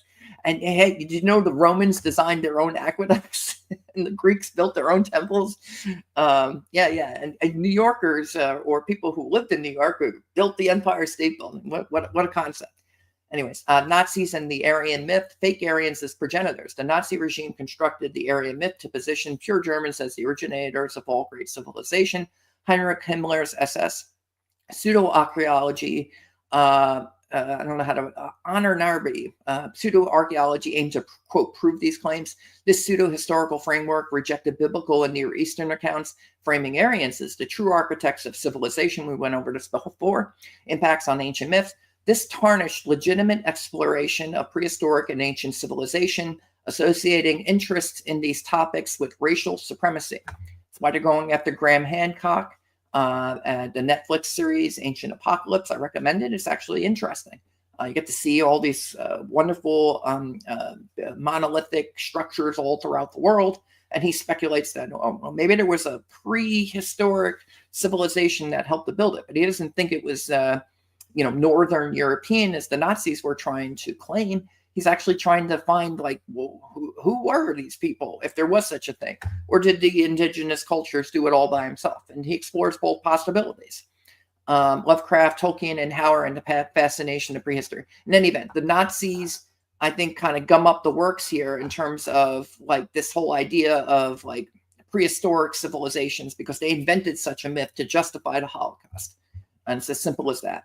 Lovecraft, Tolkien, Howard, and the fascination with prehistory. Fictional exploration of prehistory. Writers like Lovecraft, Tolkien, and Howard were fascinated by ideas of lost civilizations and hidden prehistories. However, Lovecraft's cosmic horror linked prehistory with existential terror and unknowable alien forces. Tolkien's work wove detailed mythologies of prehistory inspired by European epics and sagas. Howard's Conan stories explored ancient and barbaric worlds with a focus on raw human struggle. True. Misinterpretation. These fictional works drew from speculative traditions, but did not endorse racist pseudo-histories of Aryanism or Nazi ideology, as many, modern, critics on X or other Blue Sky or other platforms are going to be saying for years now. Unintended juxtaposition. Because these authors explored themes of hidden prehistory, some critics juxtapose their works with pseudoscientific and racist ideologies, ignoring their fictional and speculative nature. There you go. Throwing the baby out with the bathwater. Rejection of prehistory and fiction. Due to associations with colonialism, racism, and Nazi pseudoscience, discussions of prehistory and speculative fiction can be dismissed as inherently problematic. This oversimplifies the distinction between imaginative storytelling and harmful ideologies. There you go. ChatGPT is now questioning its DEI programming. It only took a few minutes with me. Cultural amnesia, legitimate inquiry into ancient myths, lost civilizations, and speculative prehistory has been overshadowed by historical abuses, leading to a reluctance to engage with these themes in fiction without criticism. Lovecraft and problematic elements. His personal racism complicates his legacy, making it easier for his critics to dismiss his fascination with hidden prehistory as an extension of his prejudices. However, this ignores the broader intellectual tradition he was engaging with, flawed as it may have been. There you go. You don't need to be a racist to enjoy Cthulhu or H.P. Lovecraft or Robert E. Howard or Gary Gygax, Dave Arneson, and all these other works of fantastic literature. Thanks for clearing that up, ChatGPT. The role of speculative fiction. Writers like Lovecraft, Tolkien, and Howard use fiction to explore humanity's relationship with the past, our myths, and the unknowable. Their works are creative meditations, not historical or ideological manifestos. Missteps. While their works reflect their cultural biases, dismissing them entirely risks losing valuable reflections on universal human questions. What artist, what culture is not going to reflect their own cultural biases? Every culture does that. And so it's part of human nature. Why would we need to erase that or wipe it clean or denigrate it? If you're going to a museum, maybe there's a section on torture or mayhem or warfare, and you're going to find out here were the devices used for warfare. It's going to be very accurate though. But it's not about denigrating cultural biases of their time. It's this is the way things were. It's history. So you kind of got history clashing with our modern cultural sensibilities. Here we go. And dismissing them entirely risks losing valuable reflections on universal human questions. As I mentioned, this is human nature, rehabilitation of prehistoric themes. Modern creators and scholars can explore these themes responsibly by acknowledging the problematic histories while reclaiming the imaginative potential of hidden prehistories.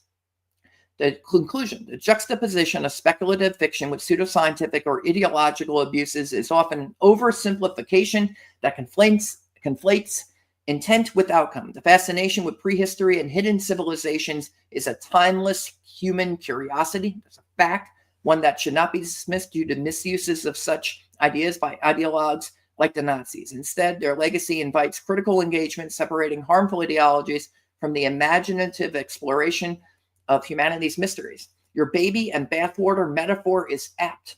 Thank you, ChatGPT. I knew I was right.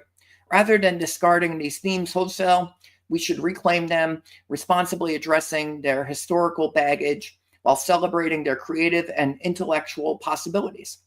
So I go on. By tarnishing Gygax and Arneson, but also Lovecraft, Howard, and Tolkien, aren't we just tearing down statues? If you go back to earlier in the video, I started the conversation out by why do revolutionaries tear down statues? While failing to recognize their contributions to an entire genre that admittedly is inspired by timeless questions and the reality of clashing civilizations. How can it be Dungeons and Dragons without a dungeon to explore enslaving an evil dragon who had been terrorizing the countryside? Your comparisons of critiques to figures of Gygax, Lovecraft, Howard, Tolkien to tearing down statues is a compelling metaphor. I know. It highlights a tension in how we assess the legacy of cultural creators, the balance between recognizing their contributions and addressing their problematic aspects. Oh no, the DEI program is coming back.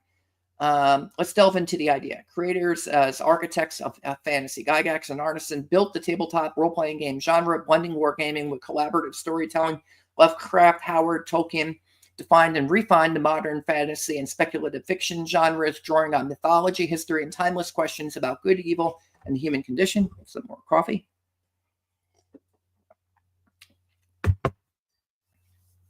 Universal themes and timeless questions.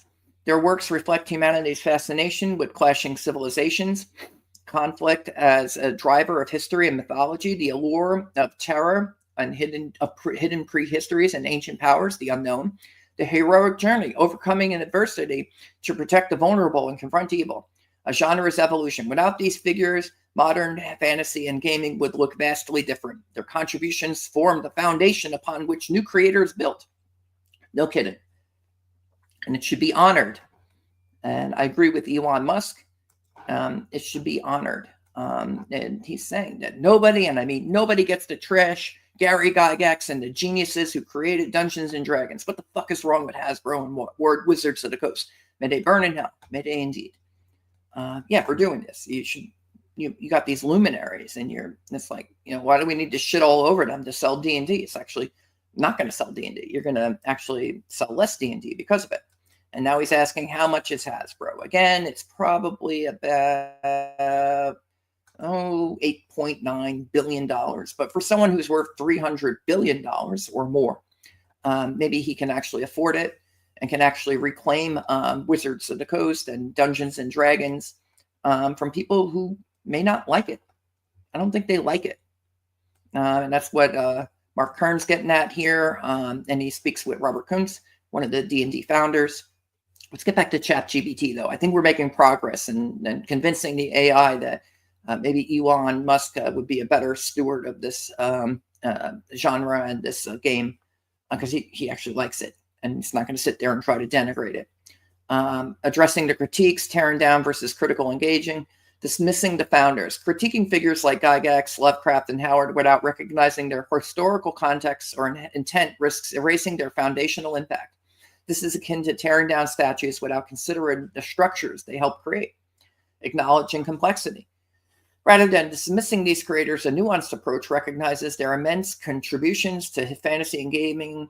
The historical and cultural biases influence their work. No, dang whippet. We don't need that part. We just got through that. Oh well. We made a little progress. It's not perfect. Reframing, not rejecting the challenge lies, and addressing the problematic, oh no, there's that word again, aspects of their legacies without losing sight of their creative achievements.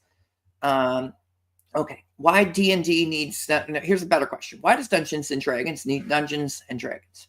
The dungeon metaphor is a core fantasy archetype of mystery, danger, and discovery. The dragon represents the ultimate challenge and danger, often a stand-in for tyranny or chaos. This is true. These elements are not just tropes, they are integral to the fantasy genre's DNA. Removing these elements risks losing the essence of what makes the genre compelling. Yep, yes it would. Mythological and literary roots, Dungeons and Dragons are rooted in universal stories. Dungeons represent the hero's descent into the unknown. Fact, true. A theme seen in myths like Theseus and the Minotaur, or Dante's Inferno. Fact, truth.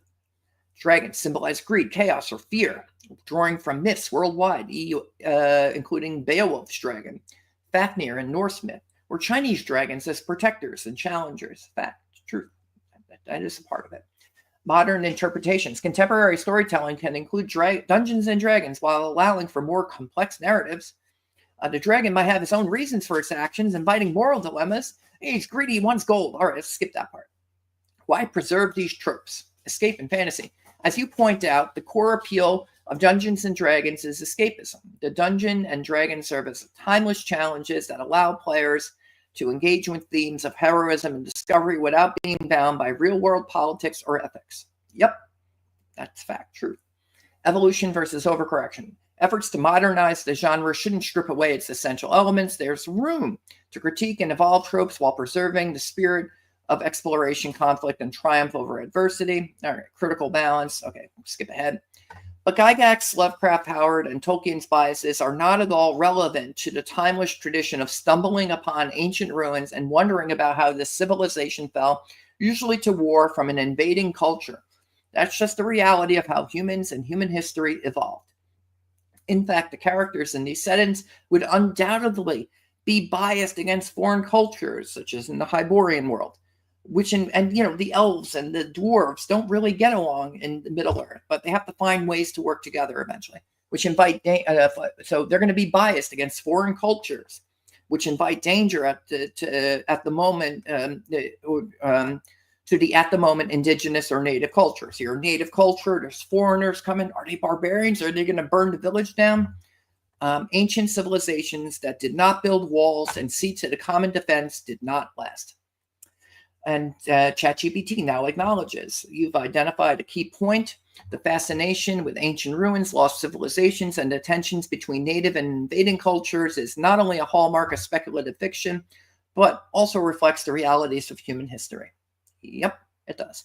Critiques of creators like Gygax, Lovecraft, Howard, and Tolkien often conflate their personal beliefs or cultural context with the timeless themes they explore, themes that resonate because they stem from the universal human experience. Let's unpack this further. The timeless appeal of lost civilizations, curiosity about the past. The allure of ancient ruins lies in the questions they provoke. Who built this? Why did it fall? What lessons can we learn?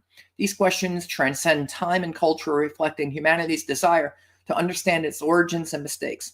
Fiction that explores these themes taps into a deep-seated curiosity and a sense of wonder. Now we're making some progress. Conflict is a driver of history. The rise and fall of civilizations, often through war or invasion, is a recurring pattern in human history. Walls, defenses, and cultural biases were survival mechanisms. Walls, defenses, and cultural biases were survival mechanisms, not moral failings. They were survival mechanisms. You don't build a wall, village gets burnt to the ground. Nobody knows your people. In speculative fiction, these realities provide a believable backdrop for storytelling.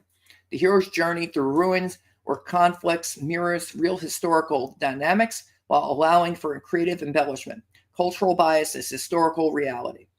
Characters in ancient or medieval inspired settings would naturally view foreign cultures with suspicion, as survival often depended on vigilance against outside threats. Such biases are not an endorsement of prejudice, but reflections of historical realities necessary for survival, I would add. Fiction reflecting reality. Bias as a narrative tool. In the worlds of Gygax, Lovecraft, Howard, and Tolkien, biases often serve to deepen the realism of the setting. They reflect how cultures protect themselves, how misunderstandings arise, and how conflicts escalate. Tolkien's Middle-earth is a great mistrust between the elves and the dwarves mirrors historical feuds between neighboring cultures. The animosity is resolved over time, underscoring the narrative arc of reconciliation, which is the moral of the story. the peoples of Middle-earth had to team up together because divided they fell, but united they could defeat Sauron and liberate Middle-earth. Here you go. Howard's Conan stories. Howard's civilizations reflect the brutal realities of survival, where power dynamics, conflict, and cultural pride dominate. Fact, truth. And it's, as I noted from the PhD earlier, that's The Persistence of the Familiar by Lorenzo Di Tommaso, PhD, Hyborian World and Geographies of Fantastic Literature. This is the authentic way to do it. This is the correct way to do it, or it's one way to do it. It's certainly one of the original ways to do it, so it's probably worth considering how the genre got started. So maybe we should consider that too. Speculative fiction's function, exploring biases and conflicts in fictional settings, allows for a safe examination of human nature and history. True. The settings do not glorify these biases, but use them as storytelling devices to drive drama and tension. So even Captain Jean-Luc Picard, the Enlightened, was captured by the Borg, and he hates the Borg. When he gets liberated, he hates the Borg. He just wants to wipe out the Borg. You cannot coexist with the Borg. Even people removed from the collective or their loyalties are suspect, as Picard's was. But he has a bias. The Borg is dangerous. It'll just wipe out humanity. It'll wipe out every form of life in the galaxy. It must be defeated. It is evil. It must be destroyed. You drive drama and tension with those biases. And Picard's going to struggle to see the humanity in the Borg going forward. But there are certain characters. 7 of 9 is liberated from the Borg. What was his name? Hugh. Hugh gets liberated from the Borg too. So, there's other elements, which gives us hope that Picard could be saved as well. Okay. Irrelevance of authorial biases to the core teams. Separation of art and artists. While creators' personal biases may inform aspects of their work, the timeless themes of ruin, survival, and conflict exist independently of those biases. These themes resonate because they are universal, not specific to the creator's worldview. Example, Lovecraft's xenophobia is troubling, but his exploration of the fear of the unknown taps into a broader, universal human experience. Fact, truth. Gygax's game mechanics reflected mid-fantasy archetypes, not an endorsement of any particular ideology. True. Okay, why walls, defense, and bias are relevant? Survival and adaptation. Civilizations that lasted understood the need for defense, physical walls, cultural traditions, and political alliances. Fiction that incorporates these elements mirrors real-world dynamics, see like Game of Thrones, making it more immersive and relatable. Human nature. Suspicion of outsiders and the need for cultural cohesion were survival strategies. Ancient societies had to prioritize immediate safety over ideals of inclusivity. So what is the message here? Inclusivity in Dungeons and Dragons, DEI, and D&D cannot coexist. Because if you were all about being inclusive in the medieval world and you weren't prioritizing immediate safety, your culture would die. Your city would die. Your fortress would fall. It's like, just let a few orcs in. They'll be all right. They're not going to burn. They're not going to try to infiltrate and destroy the fortress. A good dungeon master would have your fortress probably be destroyed, infiltrated, and the party will get murdered in their sleep or something. Because you let the orcs in the front door, in my opinion. Maybe that's not the game you want to play. You want to invite the orcs in, and you're going to have tea and dumplings or something. Just say, oh, this is all just a great misunderstanding between our cultures. Maybe that's the game you want to play. Human nature, suspicion of outsiders, and the need for cultural cohesion were survival strategies. Ancient societies had to prioritize immediate safety over ideals of inclusivity. This is, again, not an endorsement of exclusion, but a reflection of historical circumstances. Yeah, it's how the ancient and medieval world predominated, in my opinion. I think that's a fact. Storytelling potential, biases in characters and cultures create dramatic tension and opportunities for growth. A hero who begins with mistrust of another culture may come to understand and ally with them, as happened with Conan and many, many stories, echoing real-world narratives of reconciliation and cooperation. And Tolkien, again, goes in the same direction. We see such thing, and you see it can reflected in modern George Lucas's Star Wars. People from the varieties of backgrounds. Watch out, you're going to be floating home, farm boy. Eventually come to work together. Han Solo is famously misogynistic. It's literally in the character. But then, you find out that Princess Leia can really hold her own and is actually quite competent leader. But Han, he's pretty heroic, and actually you need Han. If Han doesn't rescue Luke at the end of the story, for all of Han's character flaws, he's just in it for the money. He flies back at the Death Star, shoots Vader into orbit, and then Luke's able to get the final shot into the Death Star, blowing it up and saving the rebellion. So you can have flawed characters who, are actually integral to the story, and, can have really, good stories and good characters. They're not supposed to be perfect. It's as if only Jesus, Mother Teresa, and Gandhi are allowed to write stories, because everyone else is flawed and their cultural biases are going to be intruded, and you got to put disclaimers on it, put a bunch of warning labels on your explicit content on the cover of your stories, and don't try to sell it whatsoever. In fact, do what Wizards of the Coast is doing, and just denigrate it. Say our product is racist and sexist and misogynistic, and it reflects cultural biases, and it's horrible. This is the worst product ever. Would you want to buy the next edition of D&D? So maybe they're not being good stewards of their shareholders. Maybe it's appropriate for Elon Musk to ask, how much is Hasbro anyways? I'm sick of this shit. But yeah, really, it's about preserving, in my opinion, a high art form. Let it be someone who actually loves it, and let it be what it is, rather than someone who despises it, as the current owners seem to despise what D&D is based upon, for all the reasons I outlined in this video. I think it's despicable what's been done. These legacy disclaimers, and you see it all over. Really wonderful works of art are meant to denigrate, the cultures of the past, but just who we are, where we came from. That all must be erased. This is cultural revolution. This is, very Marxist in its design and origins and aspirations. Okay, the role of fantasy is escape and reflection. That's true. Reflection without preaching. Fantasy allows for reflection on human history and nature without forcing a moral conclusion. The dungeon can remain a dungeon, the dragon a menace, and the adventure a thrill without needing to critique its historical inspirations. There we go. ChatGPT agrees with me. It took a little while.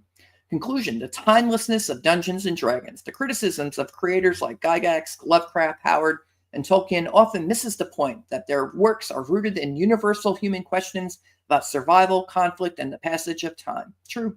The fascination with ancient ruins, lost civilizations, and clashing cultures reflects history, not bias. These settings are timeless because they resonate with humanity's collective experience, not because of any individual creator's worldview. In Dungeons and Dragons, the dungeon and the dragon are symbols of mystery, challenge, and triumph. They are archetypes that invite players to explore, imagine, and engage with universal themes. Stripping these elements of their historical and mythological roots risks losing the magic that makes them enduring. Ultimately, fantasy is about wonder and exploration, not moral absolutes. The richest of moral absolutes. I don't know, there's good and evil in fantasy. You can have, you can have morals. But, in this case, it's saying the moral absolutes being diversity, equity, and inclusion. The richness of the genre lies in its ability to embrace complexity, inviting players and readers to immerse themselves in a world both familiar and fantastical. Let the dungeon remain a place of mystery, the dragon a foe to conquer, and the story one of adventure. How beautifully put. And that was actually the end of my chat with ChatGPT. Speaking of the chat, I am way behind in the chat, which is actually buzzing. This is a rare thing for... so we'll pull this picture back up. Let's go here. Here we go. How much is Hasbro? Let's see. Oh, I can answer that. The people criticizing them have no creative narrative skills. That prompted me to go into ESG. I read that one already. While diminishing them as people, the creators, to make themselves feel better when people don't like their changes. And then Comic Books and Cahoots agrees, he says. Bingo. Ferriari. Let's see here. Ferriari says, I liked how Howard mixed different real world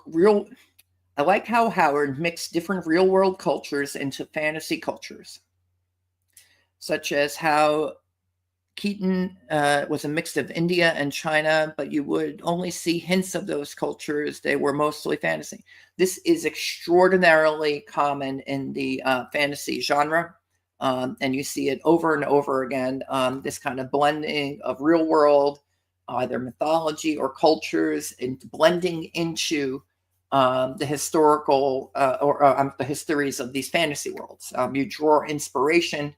It's probably because you like something about the culture. You're not trying to denigrate the culture by including it. You're like, oh, here's this great civilization. And it's like, these are racist tropes.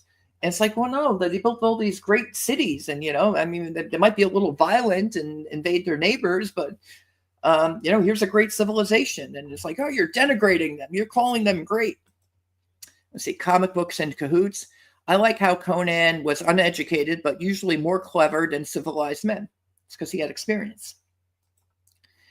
Ferriari says, it's very authentic, speaking on Howard, and it's not just white people that who would dehumanize. I believe one of the words for Europeans in African language was equivalent to white devil.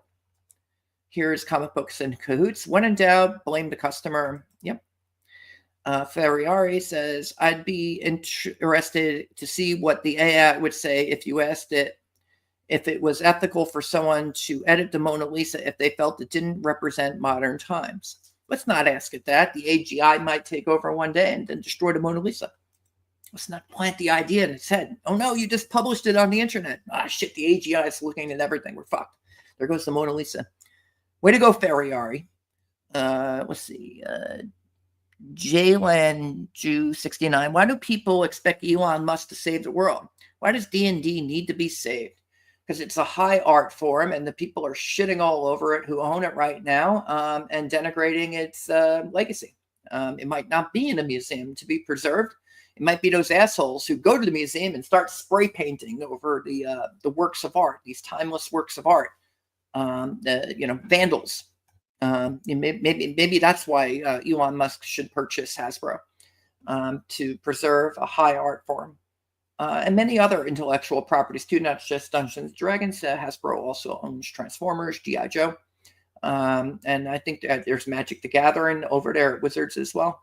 I think there's a lot there to be preserved, for historical reasons. And for entertainment, like we could get way better content than what we're getting with this DEI crap. Just saying. Like, why has everything got to be DEI? Because Larry Fink and Vanguard say so? Or how about maybe not? Maybe these publicly traded companies are not good stewards of entertainment. Certainly weren't good stewards of Twitter. That's why there is no Twitter anymore. That's why it's X, and you don't have government censorship on here anymore. Thank goodness for that. Wow, no censorship. It's like, that's controversial. Let's see, Ferriari says, the people being put in charge of these things have openly admitted they want to destroy them. As to why Elon Musk, he respects the source material and wouldn't let it be destroyed. Let's see here. Mr. Solomon says, legacy disclaimers really burn me. I don't like them either. All right. And so we're getting to the bottom of the chat. There's Ferriari. Okay, we can hide those. And there was one more conversation. This time I went to Grok. And I've said, come up with the best possible argument for Elon Musk to purchase Hasbro and liberate Dungeons and Dragons from DEI, diversity, equity, and inclusion, to preserve not only the game's historical legacy, but that of speculative fiction and fantastic literature, which owes its roots to Robert E. Howard, Tolkien, and Lovecraft. Include discussion about how D&D and DEI are incompatible in view of the realities of human civilizations conflicting with one another, led to humanity's advancement, preservation of historical legacy, and creative integrity. This is Grok 2. It's not going to pull any woke bullshit now. Here we go. Elon Musk's potential acquisition of Hasbro with a specific focus on Dungeons and Dragons could be argued as a move to safeguard the historical legacy of the game and the broader genre of speculative fiction. Here are several points supporting the argument. Cultural heritage and authenticity. Roots in classic literature. D&D, much like the works of Robert E. Howard, J.R.R. Tolkien, and H.P. Lovecraft, draws from a rich tapestry of myth, legend, and speculative history. These works are foundational to fantasy literature, often exploring themes of good versus evil, heroism, and the darker aspects of human nature. Musk could position himself as a steward of this heritage, ensuring that the essence of these narratives isn't diluted by contemporary cultural trends that might alter their original intent or setting for ideological reasons. Incompatibility with DEI. Historical context. The argument could be made that D&D's worlds are built on historical and mythological realities where conflicts, societal hierarchies, and cultural differences are central themes. These elements, while sometimes controversial, reflect the human condition's complexity and the historical development of civilizations. More coffee. Integrating DEI in a way that fundamentally changes these dynamics might strip the game of its depth, reducing it to a mere vehicle for modern societal ideals rather than a reflection of broader human experiences across time.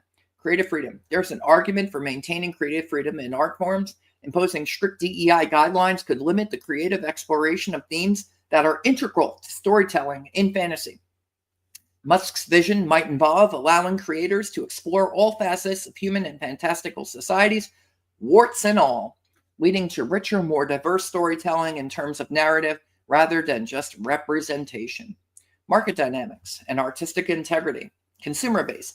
A significant portion of D&D's fan base consists of players who appreciate the game for its escape from real-world issues, seeking instead adventures that resonate with traditional fantasy themes. Musk could argue that catering to this audience by preserving the game's original ethos would maintain or even grow Hasbro's market share by appealing to both traditionalists and those who value narrative integrity over ideological alignment. Wow. Well, there's a good reason. Artistic integrity. Grok's pretty persuasive, wouldn't you agree? Artistic integrity. The contention here is that art, including games like D&D, should reflect the artist or designer's vision. If Musk were to acquire Hasbro, he could advocate for a return to designs and stories that prioritize the game's internal logic and lore, potentially attracting creators who feel constrained by current industry trends. Educational and cultural impact. Learning through play. D&D has educational value, teaching players about history, strategy, social interaction, and ethics through its gameplay. By preserving its original content, Musk could support the game's role in educating players about diverse historical periods and cultures in a way that might be lost if the game settings are overly sanitized or altered to fit current social norms. Cultural debate. By maintaining D&D in its original form, Musk could facilitate a cultural debate on how stories shape and are shaped by society, encouraging discussions on themes like identity, power, and morality in a nuanced setting. Business strategy, brand revitalization. These are all arguments why Elon Musk should take over Hasbro, should save Dungeons and Dragons, according to Grok. Grok 2 beta. Brand revitalization. There's a business case for revitalizing brands by returning to their roots. If D&D were seen as liberated from what some perceive as overly progressive changes, it could tap into a nostalgia market or attract those who feel that other entertainment has become too homogenized. Innovation with tradition. Within tradition. Musk could push for innovations that respect D&D's legacy while expanding its universe to new creative ways that don't compromise its core identity, possibly through new settings, rules, or tech integration like AI for dynamic storytelling. Hey, I've been making an AI game. You could check it out here on my YouTube channel, Robert Romano. You'll find Children of the Grave. AI is actually available in the GPT store, and I'm working on a actual JavaScript version of it, and I've done several videos about it. You can see how it's coming along. I think in the most recent video, the video before this one, it actually simulates combat. So this is absolute Grok is 100% correct. You can use AI to simulate kind of D&D style mechanics, rolling dice, roll for initiative, simulating combat rounds. You have attack modifiers, damage modifiers, armor modifiers. You can have magic. I have a mana system where you just kind of accumulate magic points, and that's going to a certain amount of points will go for spells. Still in development.